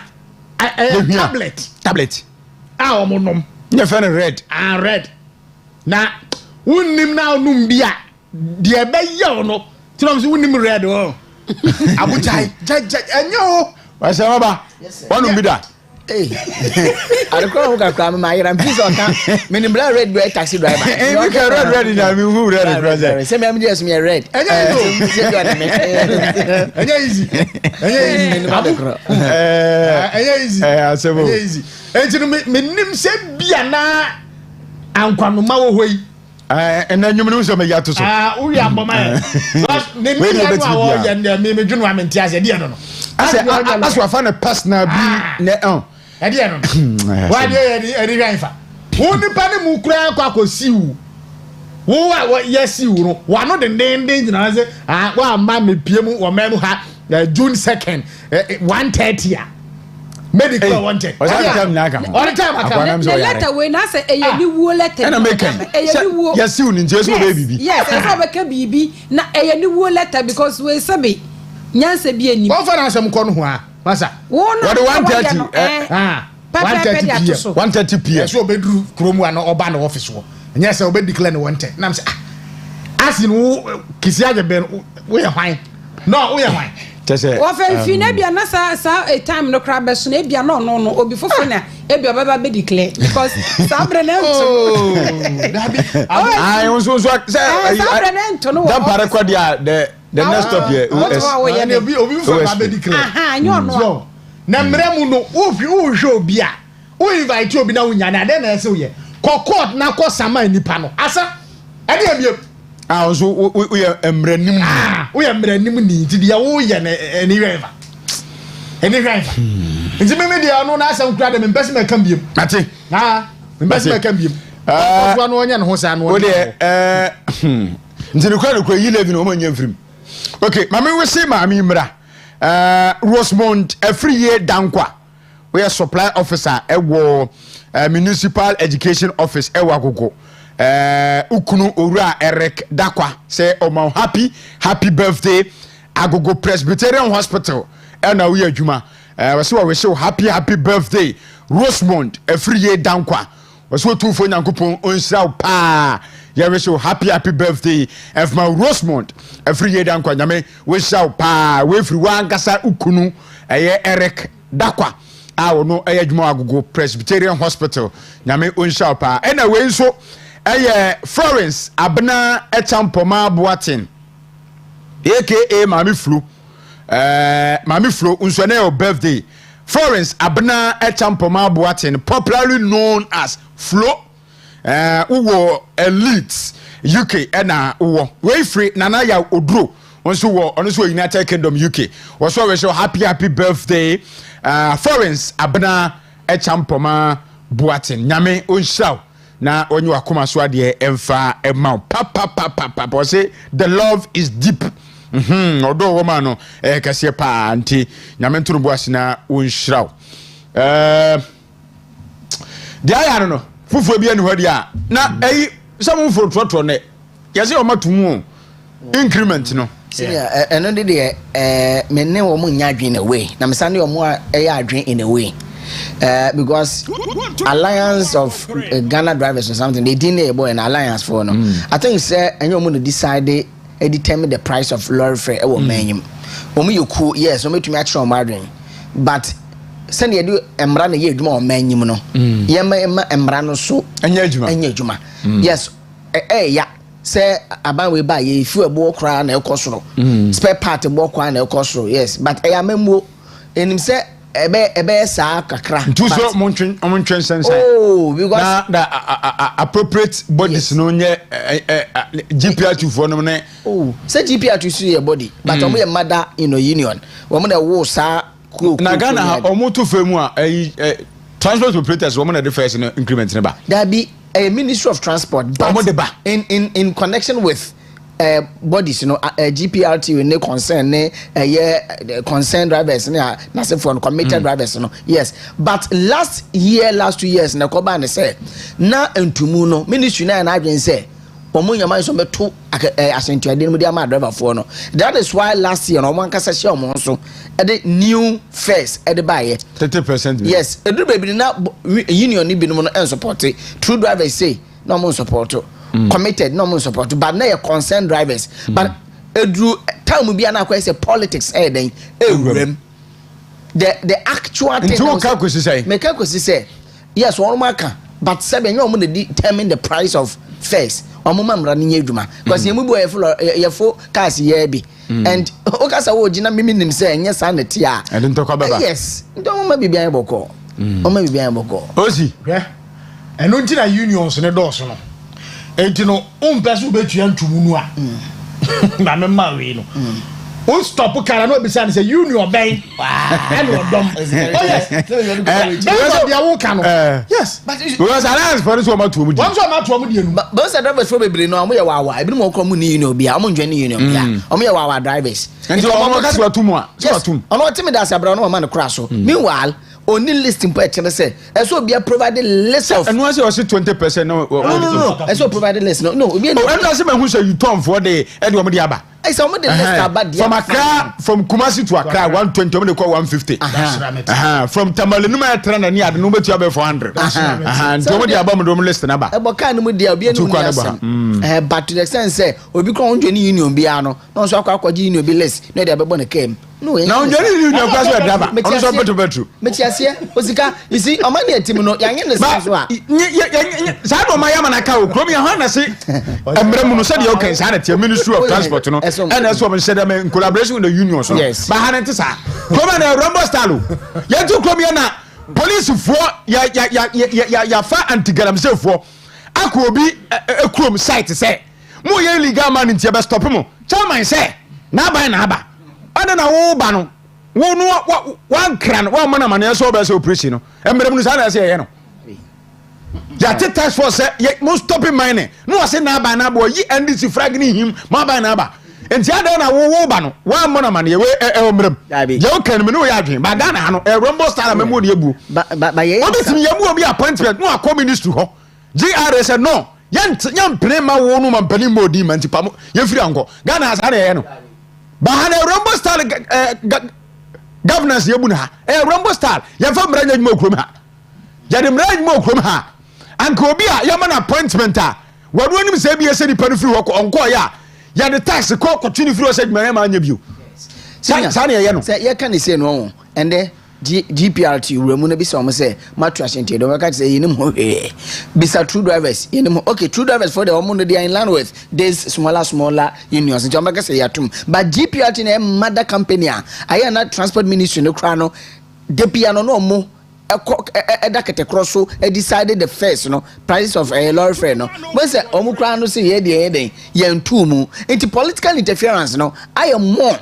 It is your ministry na in adwuma na se yen ahyankafo no any unions small unions no ye ka se ye small union on and say true drivers they know say omunya to fuel yes metia small or big union ye nya fuel no a 16 na bo 15 san wo bia to ye kwa ga se we ye big union into the small union the same at the comment say 40.0% that that's no yes that you be cross board me ko to bia na me catch na no me feel me dia no 700 na fu e dey we some 2000 yeah 1000 say na me engineer efu 10 million fuel 1000 Ghana and say me free na me feel do aya me nu kwa na bia more than half tank ko me nu kwa na half tank ko me be say me feel here what you say sir enti obi atua petrol boarding diesel boarding gas boarding no na me hu say one better so 3.5% as me hu say chamber of one half obi say petrol ni ade one better so ade me hu say omo security with social media nra but ni bo aye den that is the fact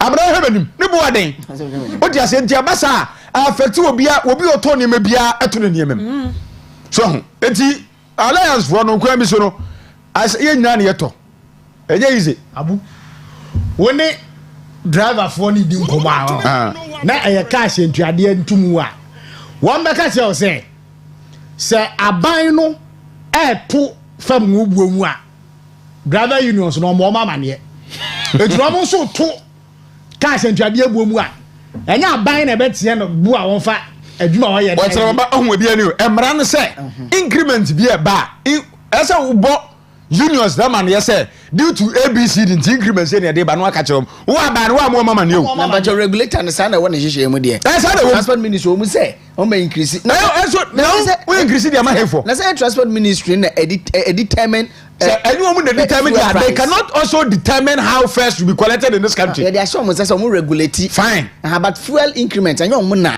anyone that determine yes anyone that determine say but the bar increment the bar ministry no it is also your sole responsibility to communicate to the unions oh say problem e wo no aye eto na gugugu fuel so na ye eto na asem ne yake eno no na ye aban na asade eno na ye awa ye bom ana aban no so nyana ji so obeye free so yes but on ye na ji so obeye free so no so there is a way out the facha Oscar and na dia beto woni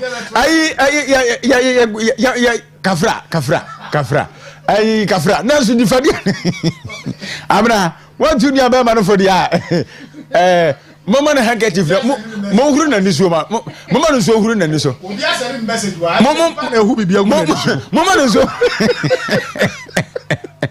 message this say was me kan je wonya defend wo mo ye we o ma dra for ni to cash into ade abu nu wo mo adwuma no mo ye no so enti no wo mo major problem ni say ya to fam ngubuo mu a aban wo ni ntena se en kan se ne say bia weni ntini ye de ebia 2 pesos ana 1 cedi to cash into ade abu so ye kan say fuel price obekọ pump no na efumfam ho se bam enti no mo so mo to cash into ade abu mu a wo mo no ma metena se nka hwe adwuma no mo ye obi apemfaso aban apemfaso mo so pemfaso yate emphasize na ye na homra na ne abigafo entoaso ana abena asem bi akachire ai wo mo nkotua ne sa muntia aba ye to ye so mfaso no enti no o stop car no a wo chema ba tie drink no bisa se so no fasi konyo krum edu ya no bisa se mpacho union ben car die enu anu no waka na nye alliance for na no ahwira tim so bo alliance for so ko benya nko enu anu wo ke o meda o bisa no kra wonka enti ya to aba ye research research is over for yeah research is over for ba yantia Sam George nse wasa kan hu biu regional directors anu mo da NC anu amu ye nyina no say wapam wo mo say takrade ha NC director no so are affected I think 5 regions and wapam wo mo say new director eba and say mi wo mo office woko anope ya mi wo mo woko ba me frɛ pani ba ko se nipa no ho nan ka se nyamae de se eboni diba no nyamae ntino no no so akodi sehwi western north ntino bedu a obema me call na nkomo bi ho bia na be ntin se da atas no de yayi wo no a omoni afofra ba omoni adwuma Sam George okay omoni adwuma be ma pa onko so sa Okay,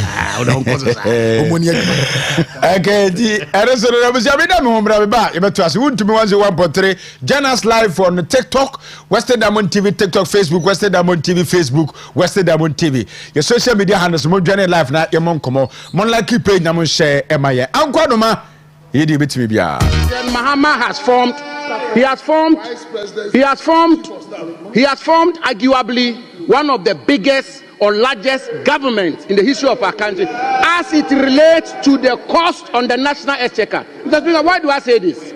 Take, for example, the president has appointed Dr. Valerie Sawyer as senior presidential advisor in charge of government affairs. Her rank is a cabinet minister who doubles as a member of parliament. So her salary, her emolument, conditions of service, everything to do with her office is at the same rank as a cabinet minister who doubles as a member of parliament. The Speaker, he's appointed a presidential advisor on economy, appointed presidential advisor for 24-hour economy, presidential advisor in special aid to the president, presidential advisor on national anti-corruption program, presidential advisor on diaspora affairs. Mr. Speaker, he goes on to appoint presidential advisor, presidential staffer, and special aid to the vice president, presidential staffer for Black Star Experience, and then presidential staffer for diaspora affairs. Mr. Speaker, then he goes ahead to appoint 5 policy advisors to the vice president. Mr. Speaker, he tells the country that he's appointed a minister in charge of agribusiness, and yet he's appointed director at the presidency in charge of agriculture and agribusiness. My good friend Peter Buama Otukono. The Speaker, he says he will not appoint deputy regional ministers, and he appoints 16 presidential staffers in charge of the 16 regions of our country. The Speaker, I want to submit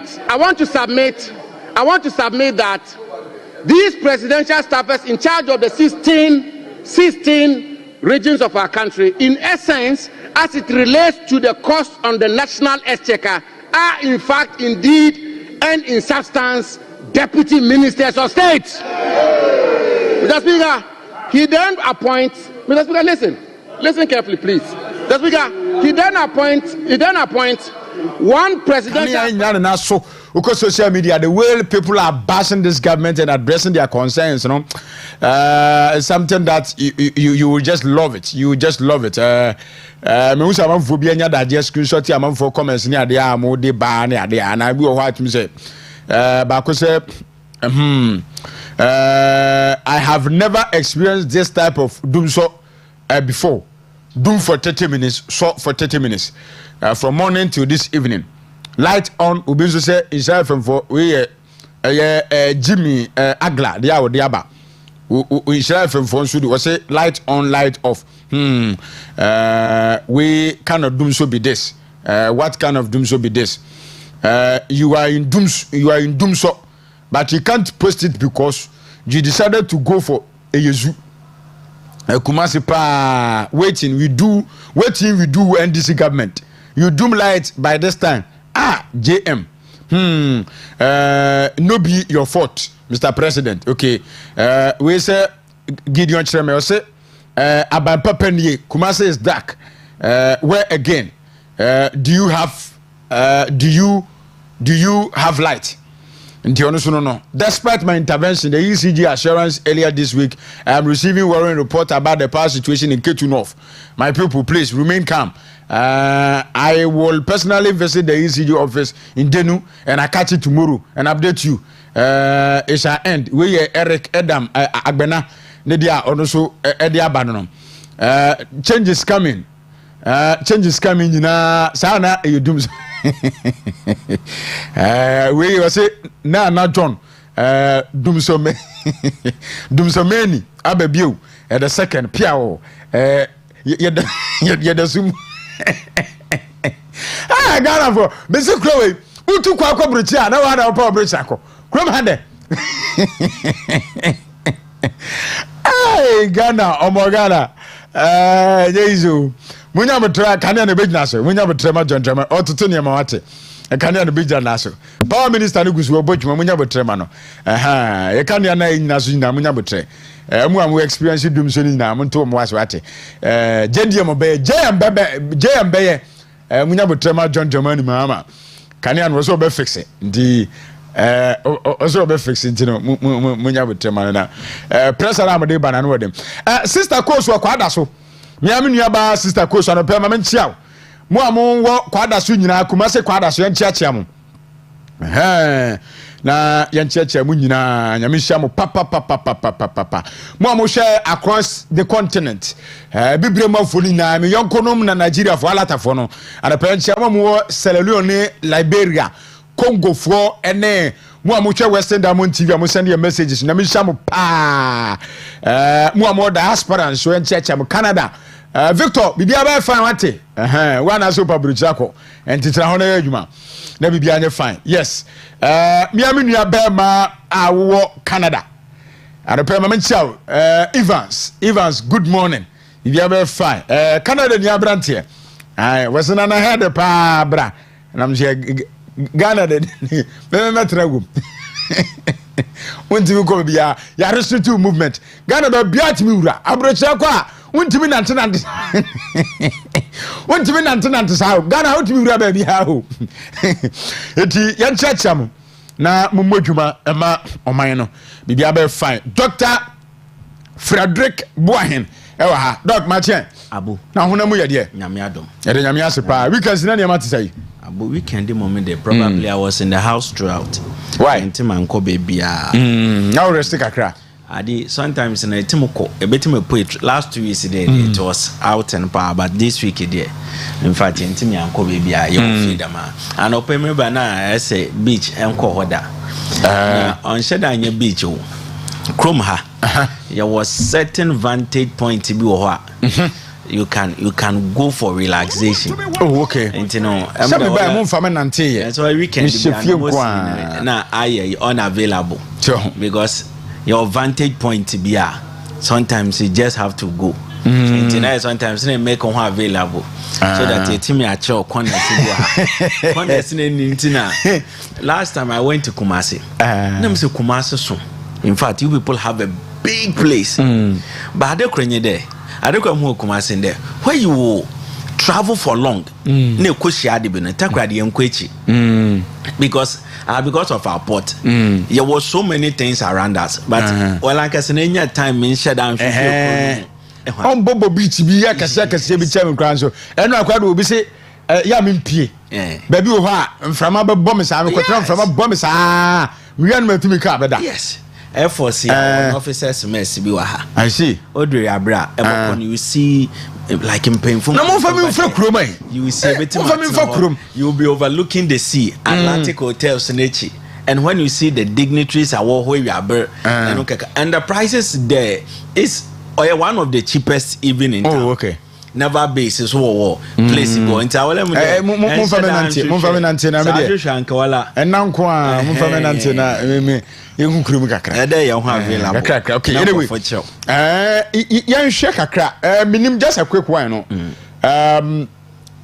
na no don kitwa na press conference minim say utie bia yeah concerning the budget. Yes, so concerning the budget we raise a series of concerns bi wom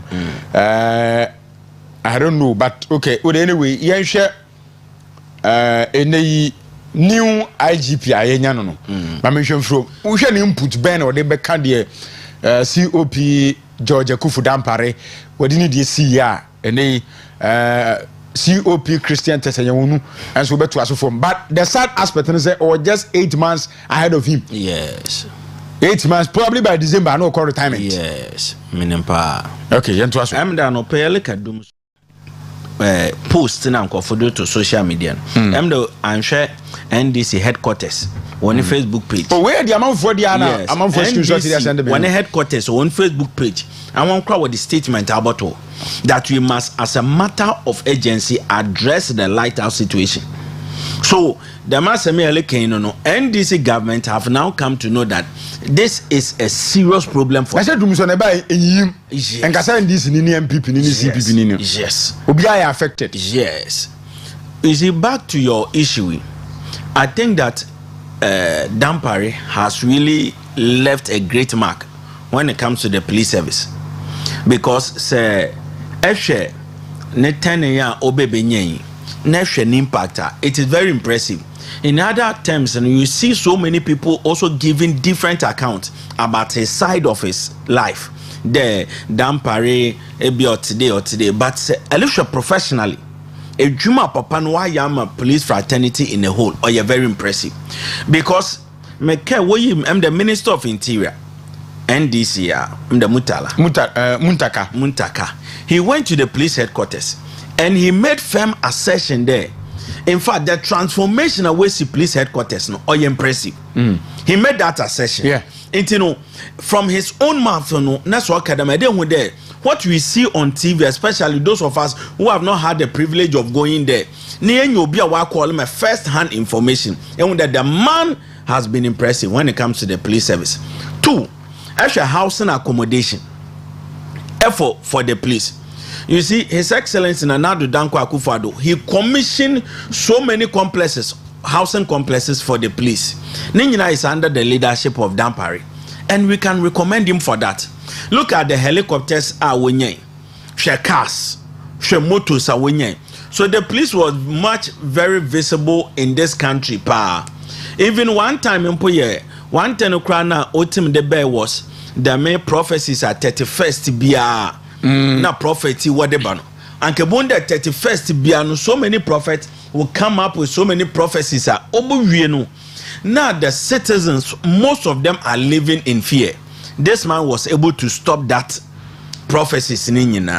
So we can say that Ne Ejumayano has been so much impressive, and it leaves a great challenge for the new IGP. Christian Tetewonu. It leaves a great challenge to him, but unfortunately, no. Only time can say at the name, and we could have also seen how also the impact Daba. But from what I have heard about him, no, his time of service in the police service, why you Juma Kasa. Obimpo no rekada say police near waiting watch police FOPA in Ghana. The new IGP was very prominent in making sure that most of our notorious armed robbers were arrested.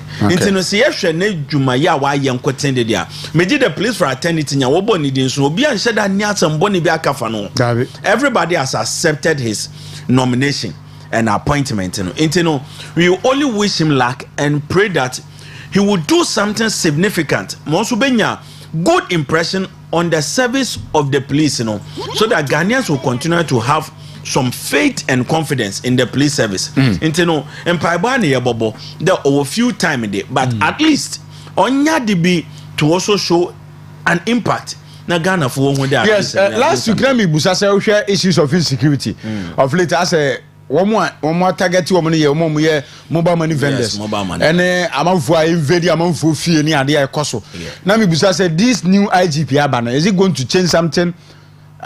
Like I didn't say betting because you are changing the leadership of the police hierarchy.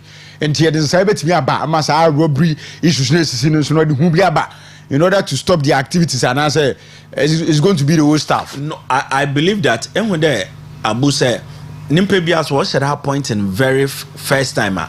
They want to create an impression, and I'm believing that he would also like to leave some mark be and Sanwarita.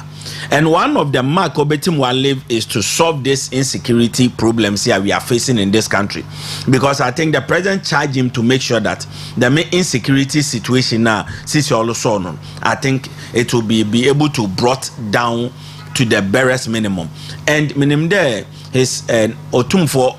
So omeki the main assertion about insecurity, and I think that it is also the major concern of every Ghanaian, because send a mobile money. Let's say name there you are not assured of your security, or if you are working as a Ghanaian, any assurance or anything. So I am believing that the first concern right now is to tackle this present situation, that is the insecurity. Now Ghana for wetim when you are reshembi mobiatim wako. I quite remember. TELEVISION at a point in time, now there was insecurity what happened, but what they command the BB, and we saw that the main security problem is away at once. He was able to work ankasa. So I am also believing that say if the new IGP ordinance Sifoma, we can have a lasting solution concerning the insecurity problem, especially in the Ashanti region, so that they can have the peace. And because it is a region where it is very prominent to the Ghanaian economy. It is the insecurity no oyamakumetu oba.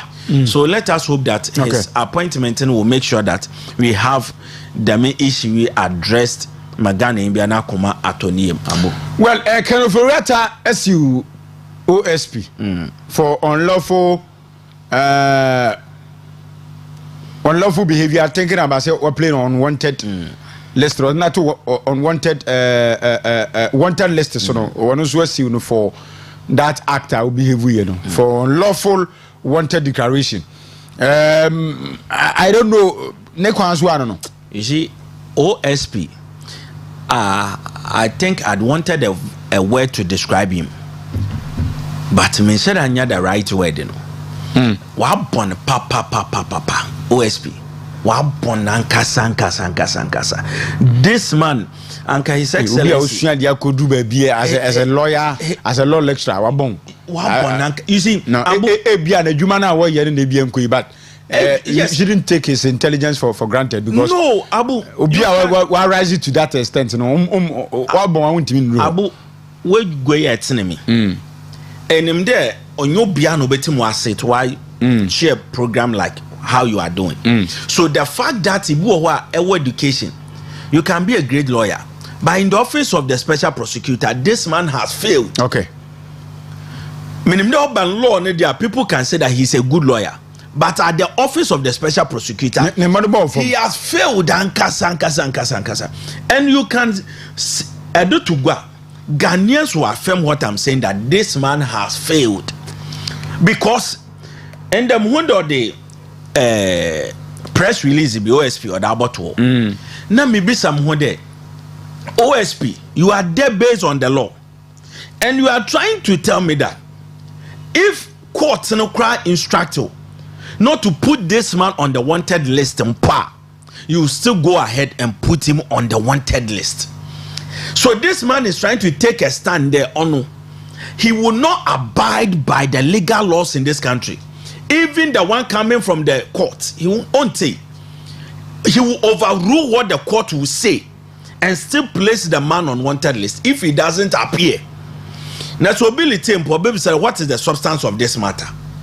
OSP Papa Onigana ha also medical Onigana ha.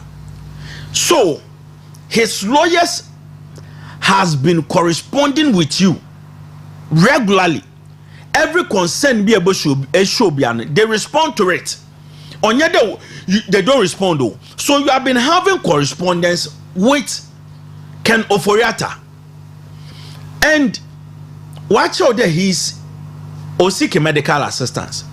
Dr. Noshano, why respond that indeed I have a patient or a client under my supervision in this person. Still, as there, Makoda may declare man wanted. Why?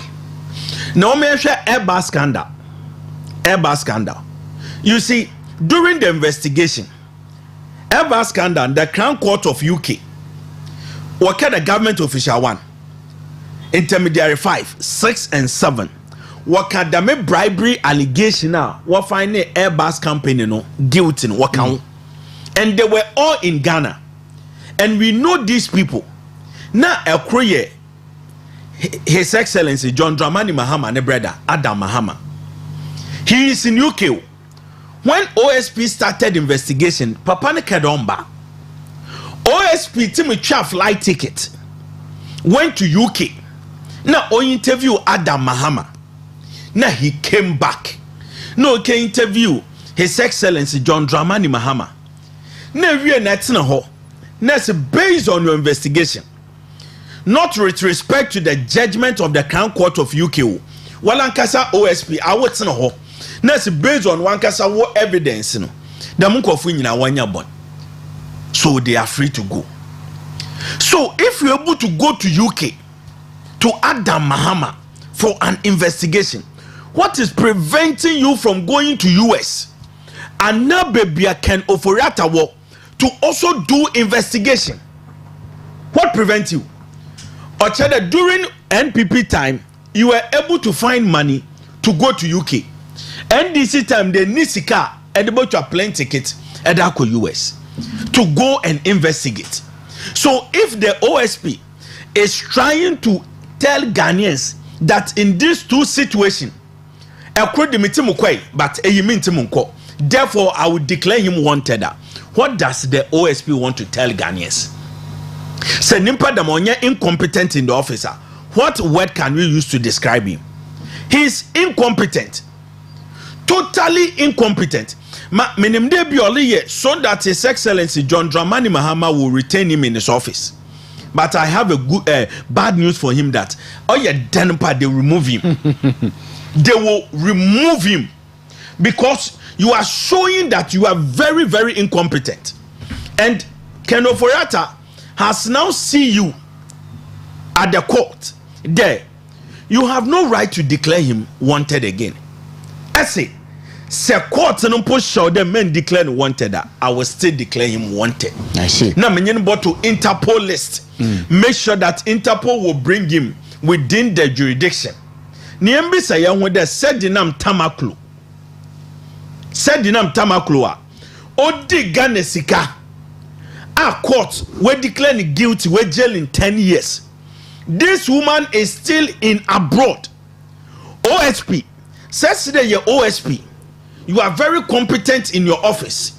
You have what it takes to be an OSP. You want His Excellency John Dramani Mahama to retain you. Pede Ghana for your confidence woman. Why don't you bring that woman who has been convicted by the court? Why? Now said the name Tamaklo is nowhere to be found. I will jail in 10 years. Now OSP at no. But a who has not been tried by the court. Courts and trying.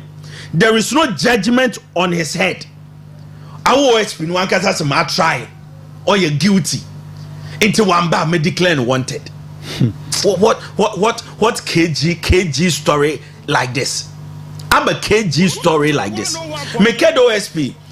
Kennedy Japan we are making a mistake appointing this man. And clearly we are seeing that in fact this man has been the biggest mistake when it comes to political appointment in this country. Now office no onka office no denumpo onka okay denumpo. His Excellency John Dramani Mahama will revoke his appointment. All right. And we all see his level in this country. You can leave it. But what Ghanaians are looking for by now, said Nam Tamakru. For no moment I would declare fugitive from justice. Yes. Because one of the didn't come and ruling that Attorney General NDC Bapawe, he went to court. They charged in Kwafu Bebre. I Ghana Funya yenim that there's evidence that court will determine prima facie that these people have to answer at the law court. Very example in opening court determine prima facie that this man has to answer the charges. Attorney General we can issue if you OSP, we are expecting you that and Kawanka say you take this matter up, prosecute these people at the law court. Onye no obia ongwane. There is still correspondence as may declare wanted.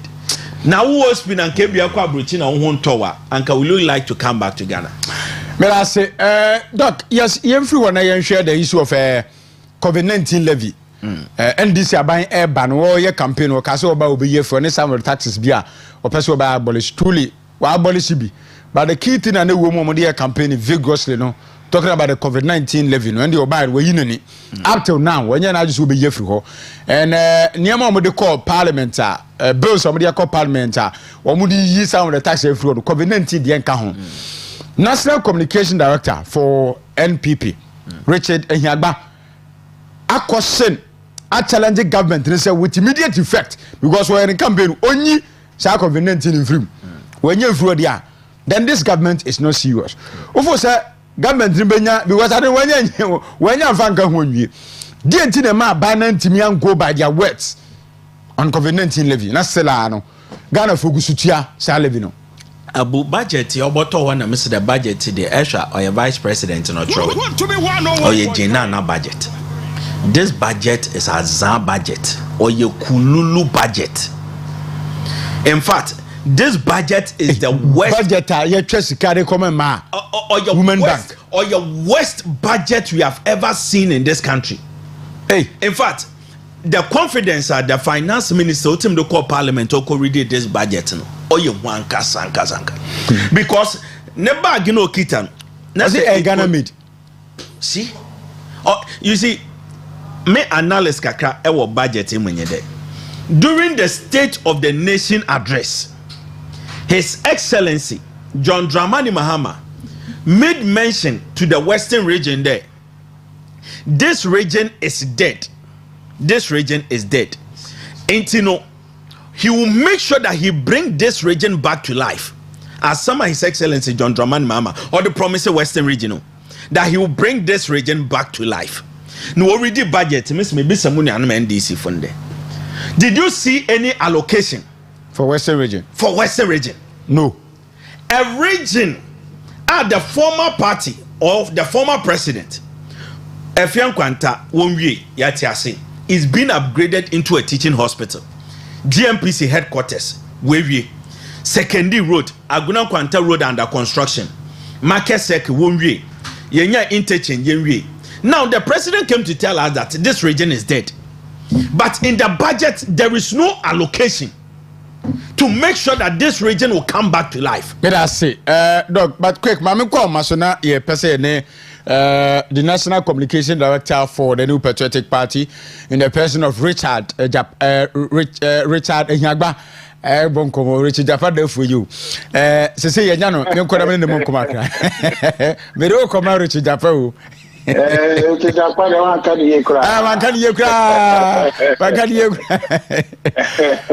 what I remember, when you break now, somehow can some of us we support you 100%. COVID-19 levy, it is one of the key things. The current administration, at the year campaign, it's former administration say, "Omuni COVID-19 levy flow because COVID now caught that." And so still, budget to Muridi and Egusushim. What's your ban in your day? Only flow, only flow. Now, before me to them on my main chair one as also so. Bini anuma oni omo ye djuma ho e de som Ghana. Ne chief for eti o nyina Ghana ne amana ne nyina. Chief bia no pe. Okay. Any if oni sa COVID-19 ni fi ho. Ya mo ba parliament e de Sembi ba na asemo na da ho na so mu si paying the betting tax, sports betting tax will be any one on be free or money bro for be ko fa ho e ma no ko ye say ade aye charge kura no and no ba be free ho e dey pressure to mo so na so dey o ka so say dey ka say dey ka be free ho COVID no so mo nyi free ho. One of the things a man for ka is a nuisance tax na COVID call. COVID call no mo nyi free ho and this before budget ni mo o ma program even more my project says she come person when you feel COVID levy ni mo o ma project more crashing the enya free COVID mo last year o mo has say on benya about 3,856,430,000 Ghana cedis and free. I see. Just can we know person when you feel COVID adia also be adia also any at a and how much cost of living Ghana akosoro no esi then na wuja wo mu when ja wo mu sa akwampo what's I set it target is open more every home omunye free wo share budget yo mo dia be ya and na da bibiri tricks inquire formatting near the way see nyoma omunye omudi se omunye kora no omo so de be 51.3 billion dey fan to we ho ne enka se ye be a national apprenticeship program the me 100 million bin share friends say Jumewura project o me 100 million bin share national coders program me 100 million bin share but we mu ye nyoma NDC for catch Ghana for say omo ba Jumewura project program no e di nyuma beba okay na won ti din no ejumawura yeah ejumawura location na ekosi sai allocation wo de ma ejumawura ade a wo bɔ na sabra de say ejumawura Saska we ejuma hin de create but Rich, on a more serious note issue that we raise a very necessary more for say they intina ama something that the previous the current administration the campaign more biati metie former the current president John Dramani Mahama on several platforms and near bria now what say COVID-19 is one of the tax on mobile no be free ho but one more de ko to dwanso one chese woman kan wo se why oboka be say avede omoma IMF fuaba na omo fiscal policy department for American assembly na yahwe masa IMF fo nko anya ma Ghana ha wo di ka say try review your baby ya feli enya first e ko jira parliament say finance minister say review IMF for ba April ya ba be ya feli in fact IMF for Kuruma already pending is I review what ya feli now what to me I say when you say ya feli tax no I say we free or no I don't know the whole try about maba now ya feli o try again now there for the message okay koi bia o de be ya dada amaka so na COVID-19 no IMF force me ni free I no ye kana penibi wo ending mo le kana so VAT no complicated ni debe I amra oko parliament no or the mra be 10 mu tax adjustment or be no or the akọ say ye any a friend saying earmark capping fund and realignment act no or the akọ say na on cap a statutory funds road fund ne NHIL ne get fund e ka ho o more cap some bring you know the parliament be yan tibia parliament be and then one fa we so anka ho a ya the couple a VAT no say be ya obeyi sa a tax dey flow NDC for the another project here we can it is not we kwa o omo the tricks and the years are budget tricks but tricks is a strong statement. If you use a trick for somebody, I mean that trick pa. Masa, what you say? One wa catch them man Ghana ha. Oba ye Women Development Bank. I have some question you. Ama man ye mu didie otwaba ma. Kasi Ghana for so Ghana Manso mu ye mu. Ya be first time ma fa oba to be running mate. The monto mame na call a register no so a ma a doso in terms of voter population a ma doso say ya kenina enti o disa ade kese we akwakoye campaign ashe ma bo say oba obeye bank ama o yes I say o cabinet mu 30% no show a ma 30% de bekom ye ko wi chiri no na say 1% to so de ben ele wo 10% cabinet. What I say? And only a so. And the bank account money na dey every ashemu. Okay. Only 51.3. Asa 51.3 million in the bank.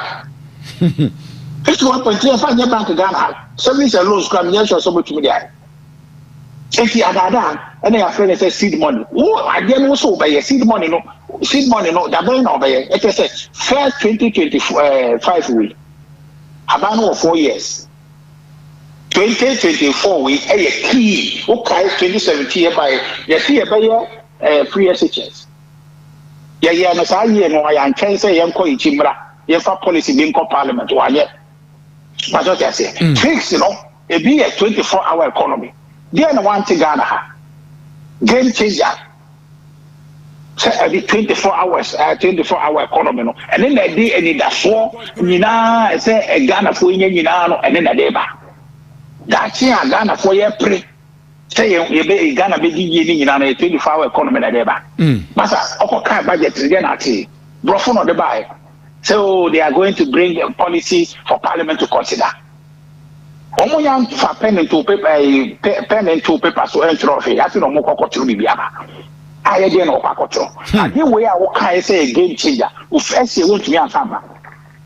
That's what I say. Want to me a farmer. Let's say next year, 2027, 2026, and I'll be on the baby. And the implementation of everything in our pocket. I see. 4 years in our war. And the electoral calendar, no. 2026 is 3 more, 2027, 28, election period. Skirmishes on to me, until you say, I buy that say, no, Ghana for who don't know, Kurepan on the Ghana food, he said, or the 24-hour economy baby. Now the bank baby, or the Jumara program baby, or the national apprenticeship program baby. Now the national coders program baby. And the material you are rich in this case, no. And this is what that Ghana for me at to Abamo. One to one bear, one by ya, or my 10 confidence trickster. And that will be a B cedar. The B cedar. Almost share and could I say Ghana for 1 hour refuge. There's a man or can't say Ghana for where a short memory. And you know, almost said that. Okay. The Abacadia. Now come a friend said Galam say, what's in Western region? And I said, Ghana, I can't even be a Woodiana. Galam say, you're here. Now you're talking about NDC for so, you declare state of emergency. Now Galam say, no, Abroso. And then that state of emergency near him. Galam say, a cost Ghana. NDC chairman Puka say, a friend say, soldier for my operation man can't. Okay. But you want to say about the operation. Okay. COVID anyway, it's part of a ground team. It's rich. The media more quite say abana and every was said the MPP for more Kenya. Is it any action? Oh, action in say I'm a tunia baby on the side. Ghana for and a baby I dance here said in Kofi, and Kofa Amundi Nukre. Because they are not air form. I almost say, then Queen, the Omodiaban, a West. We are kind of perform say from fry pan to fire. So, fry pan, when I say, I think you have to put your anchor said. We know over see I friends, I and so on. And this is for budget your money, but me catch you. Okay. And now I know what I say, you know, percent Ghana be because entity a modern one a year bonnie in Anno. Or how I buy in a my fair somewhere by a Ghana for no be but or how they buy my normal exercise a bay a dink. Okay. Now, we have precinct of a couldn't. And the entity for by we show well say Ghana couldn't because Ghana is in our some Ghana. And but budget on the Aban and one Ghana. Okay. Tricks and qua. Okay.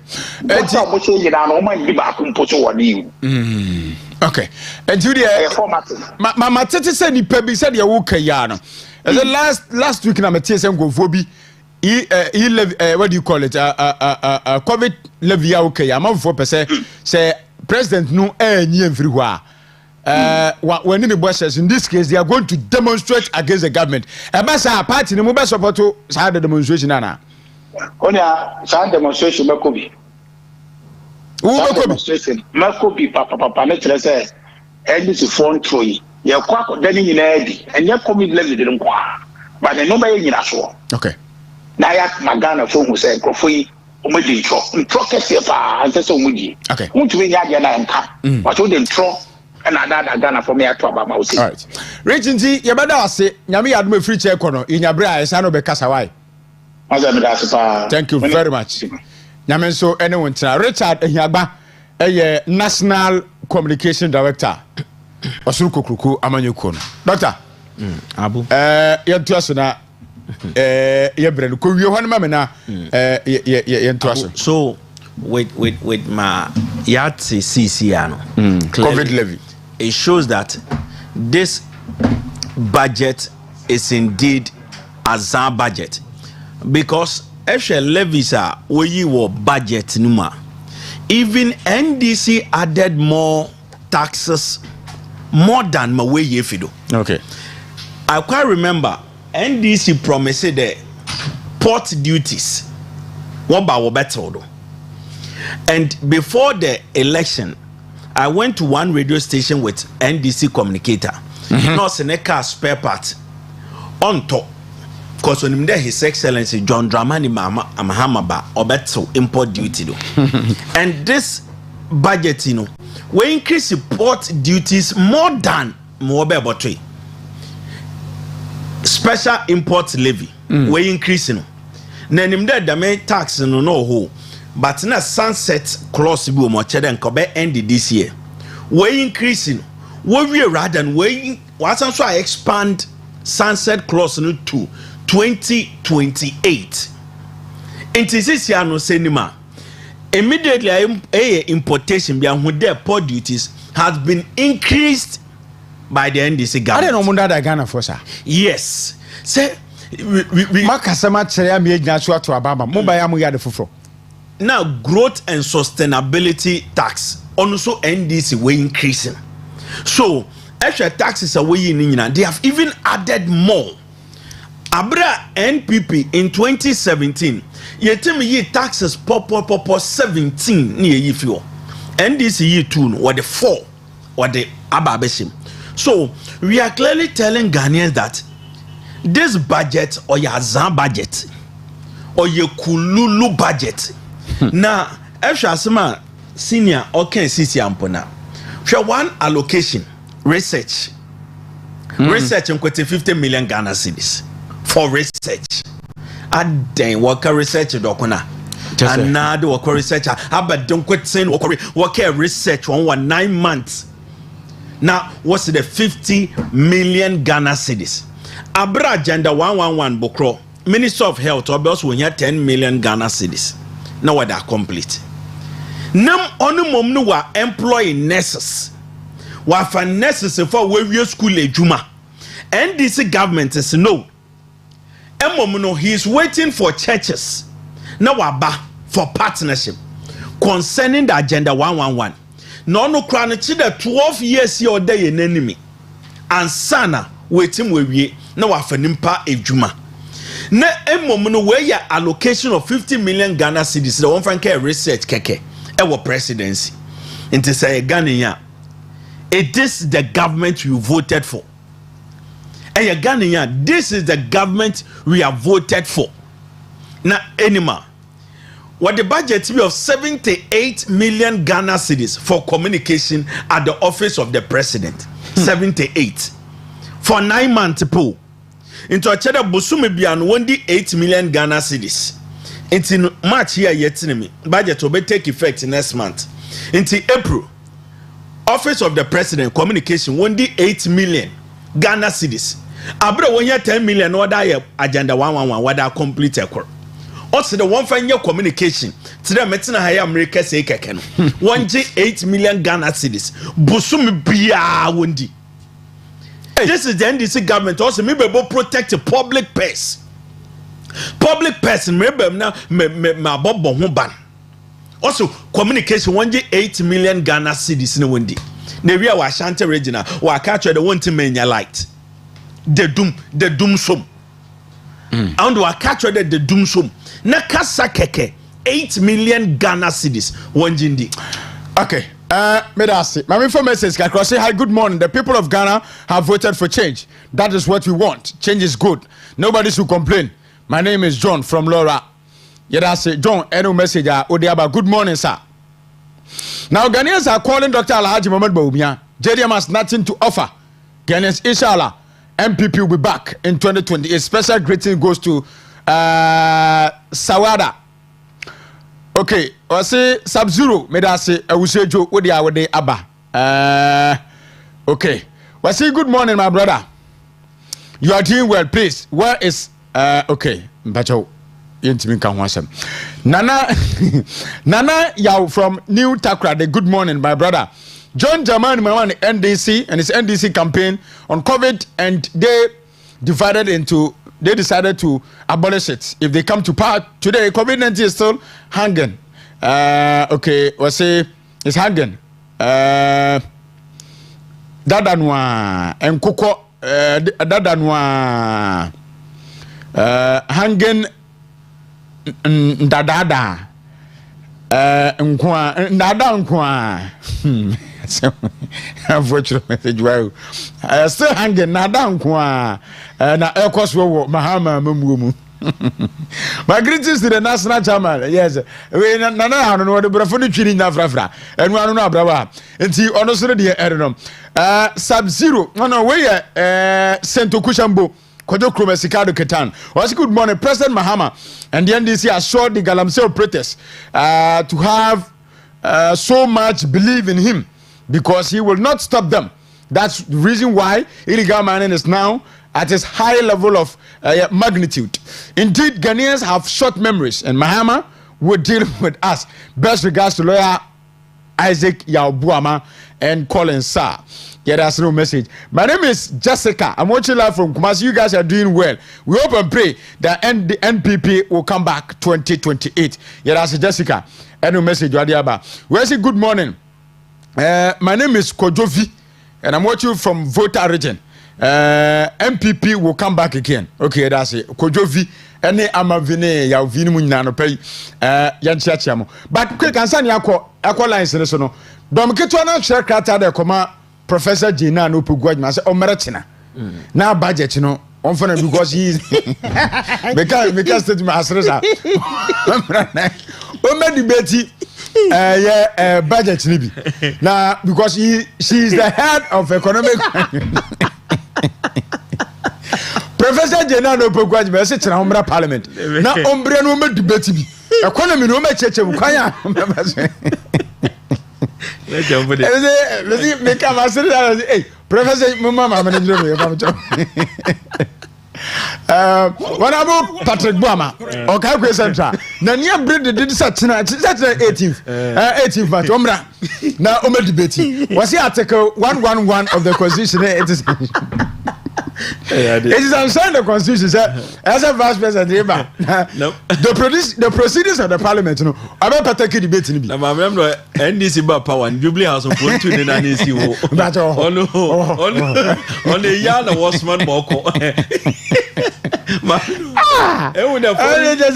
foreign dignitaries of our country, he has never even officially met one. Just we tag him on the yard was one more. If I'm just with your mama, I don't know. Yes, someone,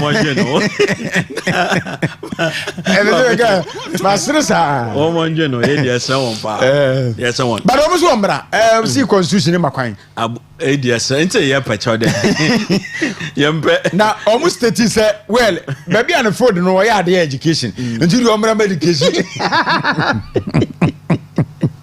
I'm never debate education. You had one call. I can economy if I can do it. Omunyamo Makana. Omra. I know, but on the most no suit. Almost Omra. I'll be up on show. Now, debate. Yes, someone there. One mamma. Because mamma, you know, and this about power.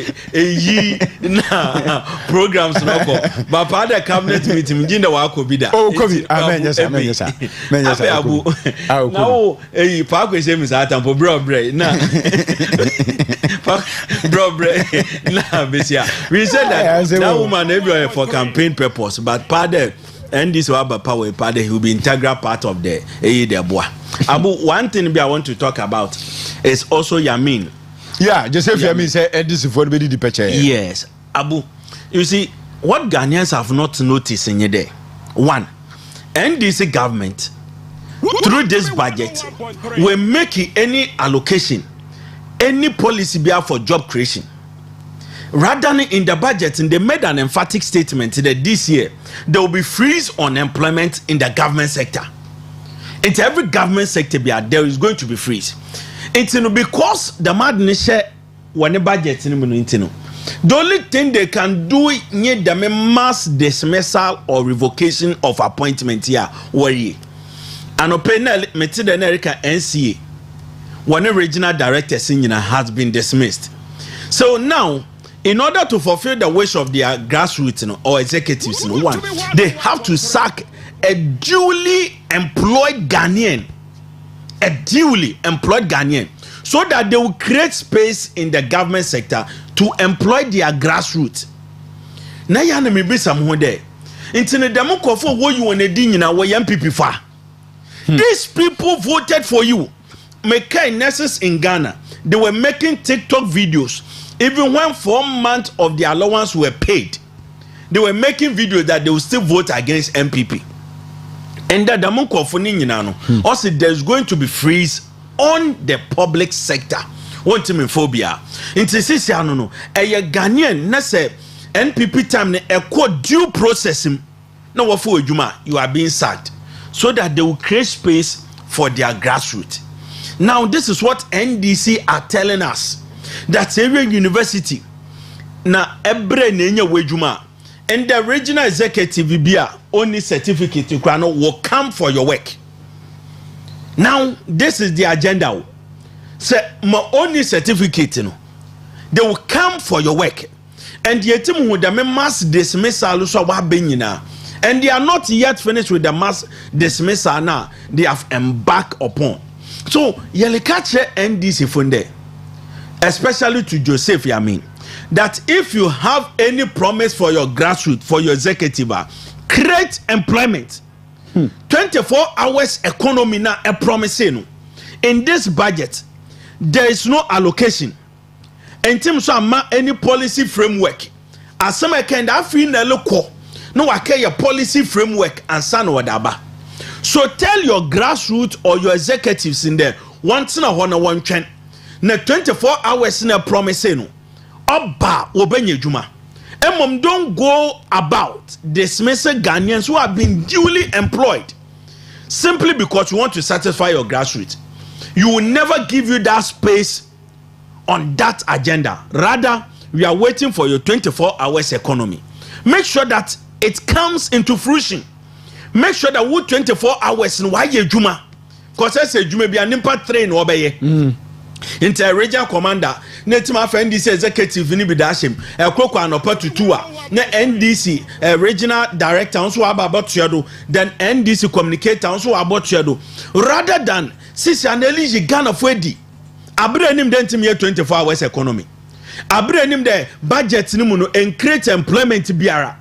Na mum na promise one abejuma na edmamon. Na depo ye ya umponye last week Basantali.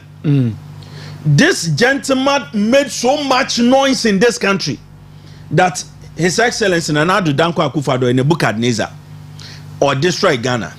And Mejuma says why you odaba. Last week when you joined for air security, they signed a memorandum of understanding that wale baba fa embebun NDC for 6,000 as security. Now kwa join for S na, it is alleged that one monthly salary is 600 Ghana cedis. One two Senate na adi nyina or yes 600 Ghana cedis. Enti no NDC wobo MPP you need to do there. We have created unemployment. Wale bebe create a job. Ejuma sisi abasanta leader benye de. Wabafo through G4X. What salary is 600 Ghana cedis. Ejuma sisi wo creating you know. So if this government upon kasoka se bebrebe in opposition, now a NDC executive for CV Fabra, what's wabafo security? Market second eba guard wo ho. Banchina Brodino Jubilee grounds and awo nebe ye security wo ho. But some are 600 Ghana cedis. So let us look at the mindset of NDC. Clearly, these people have nothing good for any Ghanaian. What the money your propaganda keke. Wo wie no, ejuma no mu ye down watch my family and friends. Now ordinary grassroots in what's a brajin for S. Na be security wall from for 6,000. But some are 600 cities. Abu, can you survive with 600 cities in Ghana? You cannot survive 600 Ghana cities in Ghana. Promising 600 Ghana cities as a security. But I say, Sami Buatia Samanka say, Honorable Kanoforated the session to sue the Office of the Special Prosecutor as a rightful assertion. Please stop calling. Stop calling.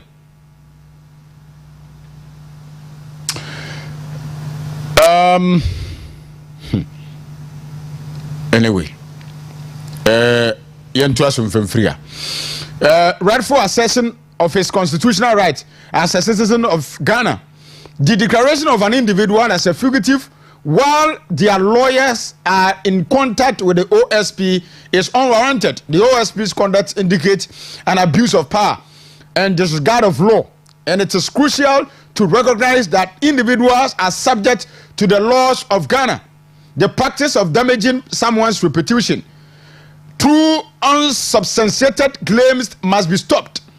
The culture of intimidation and harassment must cease. Regards to Honorable Protozua. Protozua there. Menen ntoko anenye nene yebeko. Sule sunyane ketike. Fellow Ghanaians, President Mahama was not seeking power to come and improve the lives of Ghanaians, but rather to plunder the state and continued amassing wealth for himself, family, and his party and DC. He has unfinished business to do in government. He has no good plans for Ghana. He is taking Ghanaians for granted. He has our government. Long live Ghana. Long lives NPP. It is still highly impossible, inshallah. Sule, I'm in Tonka after the program. Tonka pa. This one also says, good morning, Abu. We thanks to Wuntumi Media. God bless you and God bless Wuntumi and his workers. It has a pa. We are Papa Yak. Second day. Thank you, Papa. Name Onshaw. Was he? Good morning, Abu. In the presidential statement, he said something about NS personnel going through 6 months military training. He want to bring armed robbers. Okay. None of your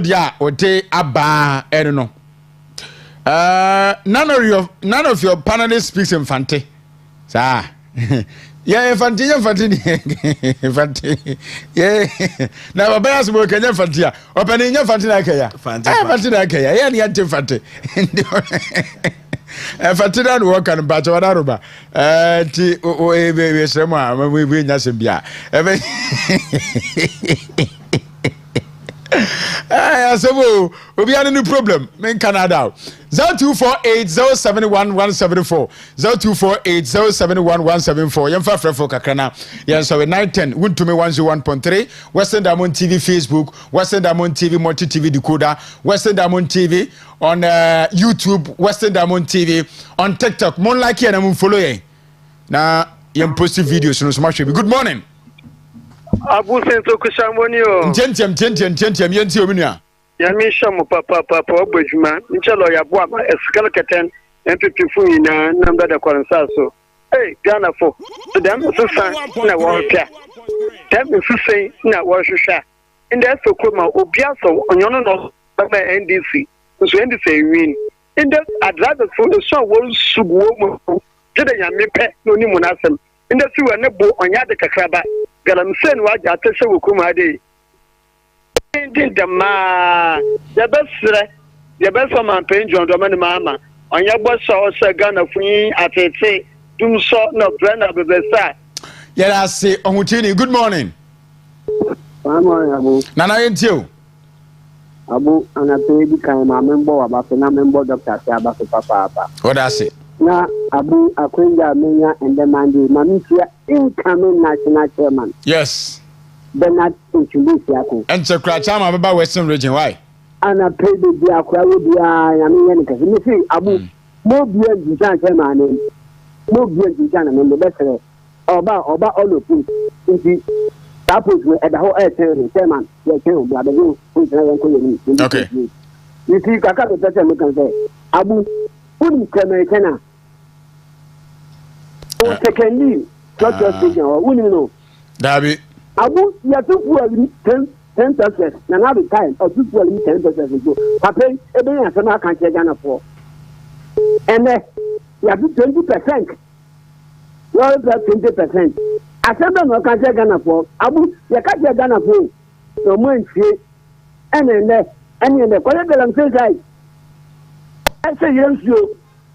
And that was what I was guide. Ah, now look at what went to me. What I've got no more battery. I'm going to go into one but on my day. Into 4 good years. I will go assemble for Papa. You will assemble the port. Nana, that's a good morning. Good morning, dear. Oh, this year, maybe I would be Okasa Free Woody. No, your friend Japian, because if you magazine. Open a yentio. Aha. Let's let it fair. And this is for. Ghana, papa. Now, so Ghana for the win. I'm sorry, now one more ya, a Kufrado. The program is the Tohonoma, a top secret Ghana for in our way, especially Southerners, those in Southern Ghana. You actually say, cocoa if you southern Ghana, timber, bauxite, manganese, diamond, salt, oil, if you southern Ghana. Na ya janum no won tua school fees when you beer ubem ko school the school price the education yenya president room yenya vice president room yenya ministers uko nyuma penifaka so na southern Ghana so papa nyesika mfentua na chese udu be yetwawura nso make say ni papa fi southern Ghana for 2 months transcendent sadi hu has had been as ye promoting ye maintain the Ghana yehu let him come ya say mbanom yempe. Okay, yeah, say also afre basu be 0248 071174. Good morning, Udin baby akase free. Hello. Yes sir. Good morning. Morning. Acho John here. John yenti Olora. Yes. Me was in this abi wo Ghana for. Osikani. Oh yeah, in charge of 24-hour economy. I buy Etianuka with the taxpayers' money. Any emolument be a fatano, a cop. But up to date, the 24-hour economy of even crumple no fire by any day. I said Ghana no ye tear grow you. And I said by way almost the share dear aqua. Until say up to the next 24 hours. That means this office way and I said way policy way or more implement here. I will see President Mahama to court. Good morning. Good morning, Abu. Would you maybe I can free? I feel no decro me face Accra. Would you current you? Yo. Me dem yeli church Accra. He was a man say, "Ya pan tewu." Sanity pada ye toma mbofra mayua ayi omuwo GHS ni ayi first year and second year SHS. Any Ghana for awo for ya kachire aman say said ya kachire Mahama say you hear sad na ma ama ya mayua nana. Ana say adwuma na yehwehwe. Nipa bawumia ene ma huma bo ene atinka so afa wo adwuma mu ye chomuka omo financial economy ye chomuka ebi die say for May ebi die June ene abi obe sakomu na esan say ye pamo fi aban mu 2016 to work o de before the buy obe pamo bi na ene here wana say e margin sanity pada o pegya ye munyuma bi abo pegya ye mo jana bo pe omo ma yan kan sam ewo afidesu why Abu get us odikro good morning. Morning, Abu. Bacha wanye. What's your good news? Open yentio. Abu, my minister national income national chairman. Chairman went to me. On the communicators, you appreciate one of my brother power. Aye. Because party are your power. We are just to me national chairman. We are just to me the opposition party there. We will be that. Indeed, chairman went to me that will be an. We send that no good to know. Ya do ba. Okay. And I say, my mother can get me here. The friend say, in Alabama, Kennedy, Japan, you come in, fat bearer. The friend say, in charge of Germany, not my buses in Chile, when I have one. Yeah, Abu, I don't know if I'm going to fool him, or what you are for him. You know, man, almost said that for change. Almost just go over castle, almost Akufuado ababo Ghana. Na ye bi Akufuado na omo bona bro. When you can yes boy you ma ku boa. Ja uye bibi fi wasi. What? Uti memu na so ye mamboni Akufuado no ba ye. Education wo de ba ka also o man no. Mu na agabafo. Mu si mu ye couple population of Ghana na. Mu ye be 47,000 je be be. Mu to ti Akufuado aban. No mu ni Akufuado. HS wo twa. No mu ni so twa ni wo twa. I tell you, Father, she told me to go all Mukochi. I did the trust. I did my communicator. I did was a good father, and my communicator. I do 29%. Only the 70%. Often go on coaching. Get us say, Openitibu, good morning. great Nana Abufra. Jewa Heba, Yenti Wajenche. This year. Yankopon Town. Na onka the incoming chairman won't be one. Jewa Heba, me bona baso. Na menchia me godfather chairman this year. Na fe menchia honorable court former minister. Nyamekan one and boa for.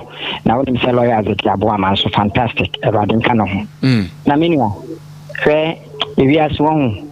Ya na die Japan se ukrad pa na hunu so esombo na obemu dia ba fa akọ NPP for ya nkoto abanyina na mgini se de akyeye ho na emum afi ni ya hunu differences awom and NBC Mahama president Iksha ya brano ye flagbera 2020 don't forget so chas antro na bi na anye 2024 was abi antro no kato honum say e be du se oba be pribibi e chantro bi a wonim na utwawie na unya wanya ene yen hwe de ekoso na ye busaw se sia fair increment na eba no transport increment no na chairman shan eti western hanumu bi eda so wa ha and one yes, and we have two petrol be for buy a abu say I think there 5 times so.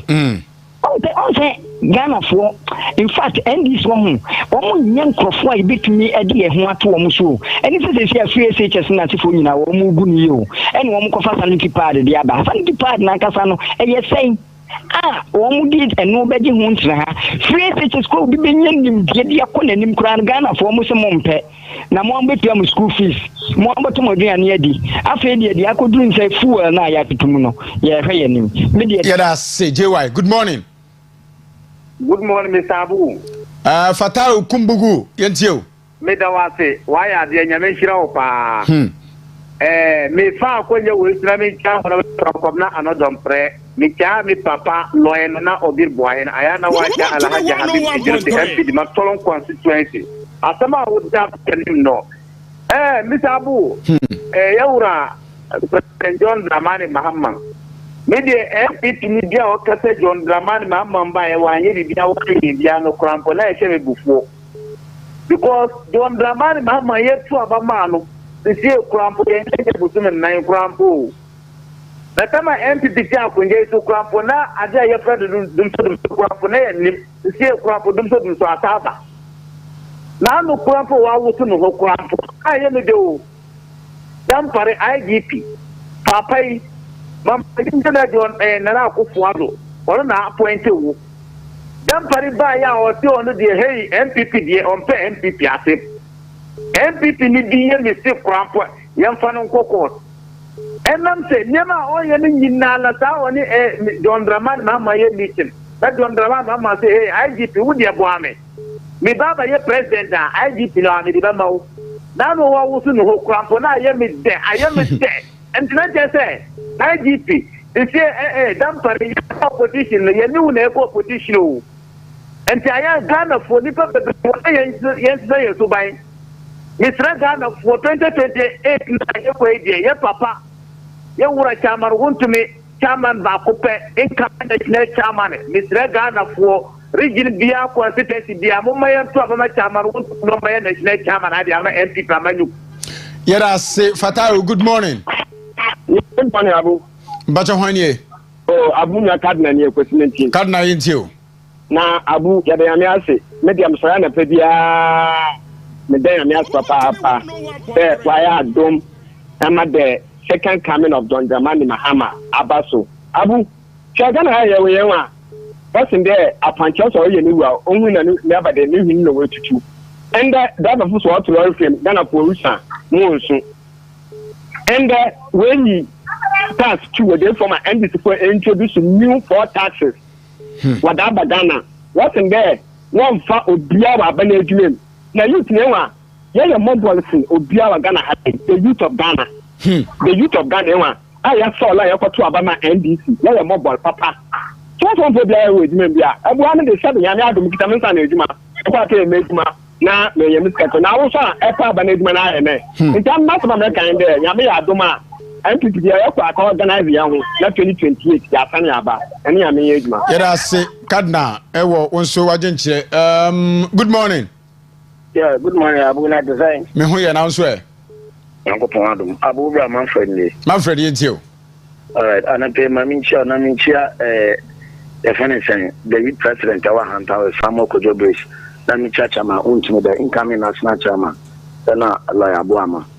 Osikani, yanko ponsanshia Ghana farm to aba NDC. And I know kase. Yare a dosu kromra ritual ashes. And then wa kwaletia Abu and kulubu asoto Ghana. You to me dim light na kwabrani na ya kwakwada konkwadu afi. And then mango bi aso baba na nipa da sani. I don't mosquito na ka atche na oda because oda dem a hit bet no. Na we are the bobra. What your budget 78 million Ghana cedi and kwa ya the communication. I mean then fa na kwa kwa 50 million and I dey akwa research. Abraham no ka say Ghana for you school amugu fie nya adwuma ye. Your mama promise Ghana for me the adwuma aba. Come after mo so mba be we for. Ecosystem. Omo ya na said association. Now ya can be a Ghana friend and then kwala mboko school. Omo de na free education for so dia no so sikeni de tia but na sikeni da no so to sanity parama ne ba ma ne banko school. And na me no ka say o ya about na wa so guru so a obani yes school ni we udi obani joining na we sample extra 5,000 because you are going to pay boarding fee yanjo ka be 2,000 plus. What's your feeding fee? No, you are not a better senior as well. My friend, that's a good morning. Good morning. But you but your friend, I do. If I talk, question evening. Good morning. We didn't maybe I can free. Hello, Jimmy. Better to the area. JB and you. I will get about to my palm. Why do you have that? That's for the morning. I was in the my blue. Kata wine there. MPP, yes, a woman soup. There's a woman. Na enye maden. Ne pa ai tamamu tin pambla. Ni na em bude to dom ne ngi ablane na mati ya ne tule te Ghana ko bata de ya papa obi. Badawa. Yeah, that's it. Good morning. Good morning. Good morning, Abu. Udi baby afrefi. Abu your friend Nana Kwame. Abu. Nana Kasawe. Le bo abaso ni wabi dofo. Yeah, that's it. I will juma so amoye wo Western region. Now, kakra me person make can say I no pay me tie wa o ba ni kashi. Omo tie na say ruke ti ase. Ghana there se bi o ye den kwatiafo na gitumi. O gitumi wi ana ko penya safo de o madi. Yego Muhammad na say Ghana there ya gene etiabomu ya was short memory. Until you see na we jai. Etino sadoma we akose mani nya ho. We call the pension obedi nyafu no ko. Communication sikaya we channel 78 billion Ghana cedis. And it's kakito. Wouldn't be over the buyer. What's that Dubai video or radio that is do ho kasamo. Thank of one of this can be by bet your bukao. I know the catcher say what the 10 billion EPC no project free Kwame Nkrumah breast basin another breast so aka ho nyina. Yeah baba yes our project nyina. And the budget we all yeah. Agenda 111 hospitals in here no e wa hifa. And yes sika chichiri dia we try for the office of the president 2.7 billion. Obi a say a lane government. There's only the amount you follow na man no ba be chichiri kuba bi 2.7 billion and no ba be dini yafu. Na na do amembu ani ase aso e kakaka yanti bi dara. Na ya 390 something million Ghana cedis. Yes sir. Sadi way AC. Ababwa amehu abaya to ya no. Ensakane yesi ya. Okay, me da se. Ababwa yen ayebehu amwa yesi na yesi. Nana ya da se mpam 20 mi for bio. Doctor Abu. Yeko. Jo. Abu sisi ade 9 months ya order in any mede oyebre na mane hu. Na through this government and the budget what that to Ghana for yenenim. And the sisi I say to survive 24 hours in Ghana or a miracle. Now 2028 or worse on what we have to go back to the new patriotic party, because clearly NDC actually it takes only the MPP party to take Ghana forward. Intano pay so men fan check so ma obi biala offshore hen. Sometimes na hu baby also hu yen na no chede. In fact, this TV station and radio station is going very very far. Fan check from ma hu abu. Mr. Bedasi. I was here to be a friend better my bana na kunadu abupra. Me na Dr. Frederick Boahenase. Me na production set na se pa Osikani Frimpong Manso. Abna se wa ameniampon.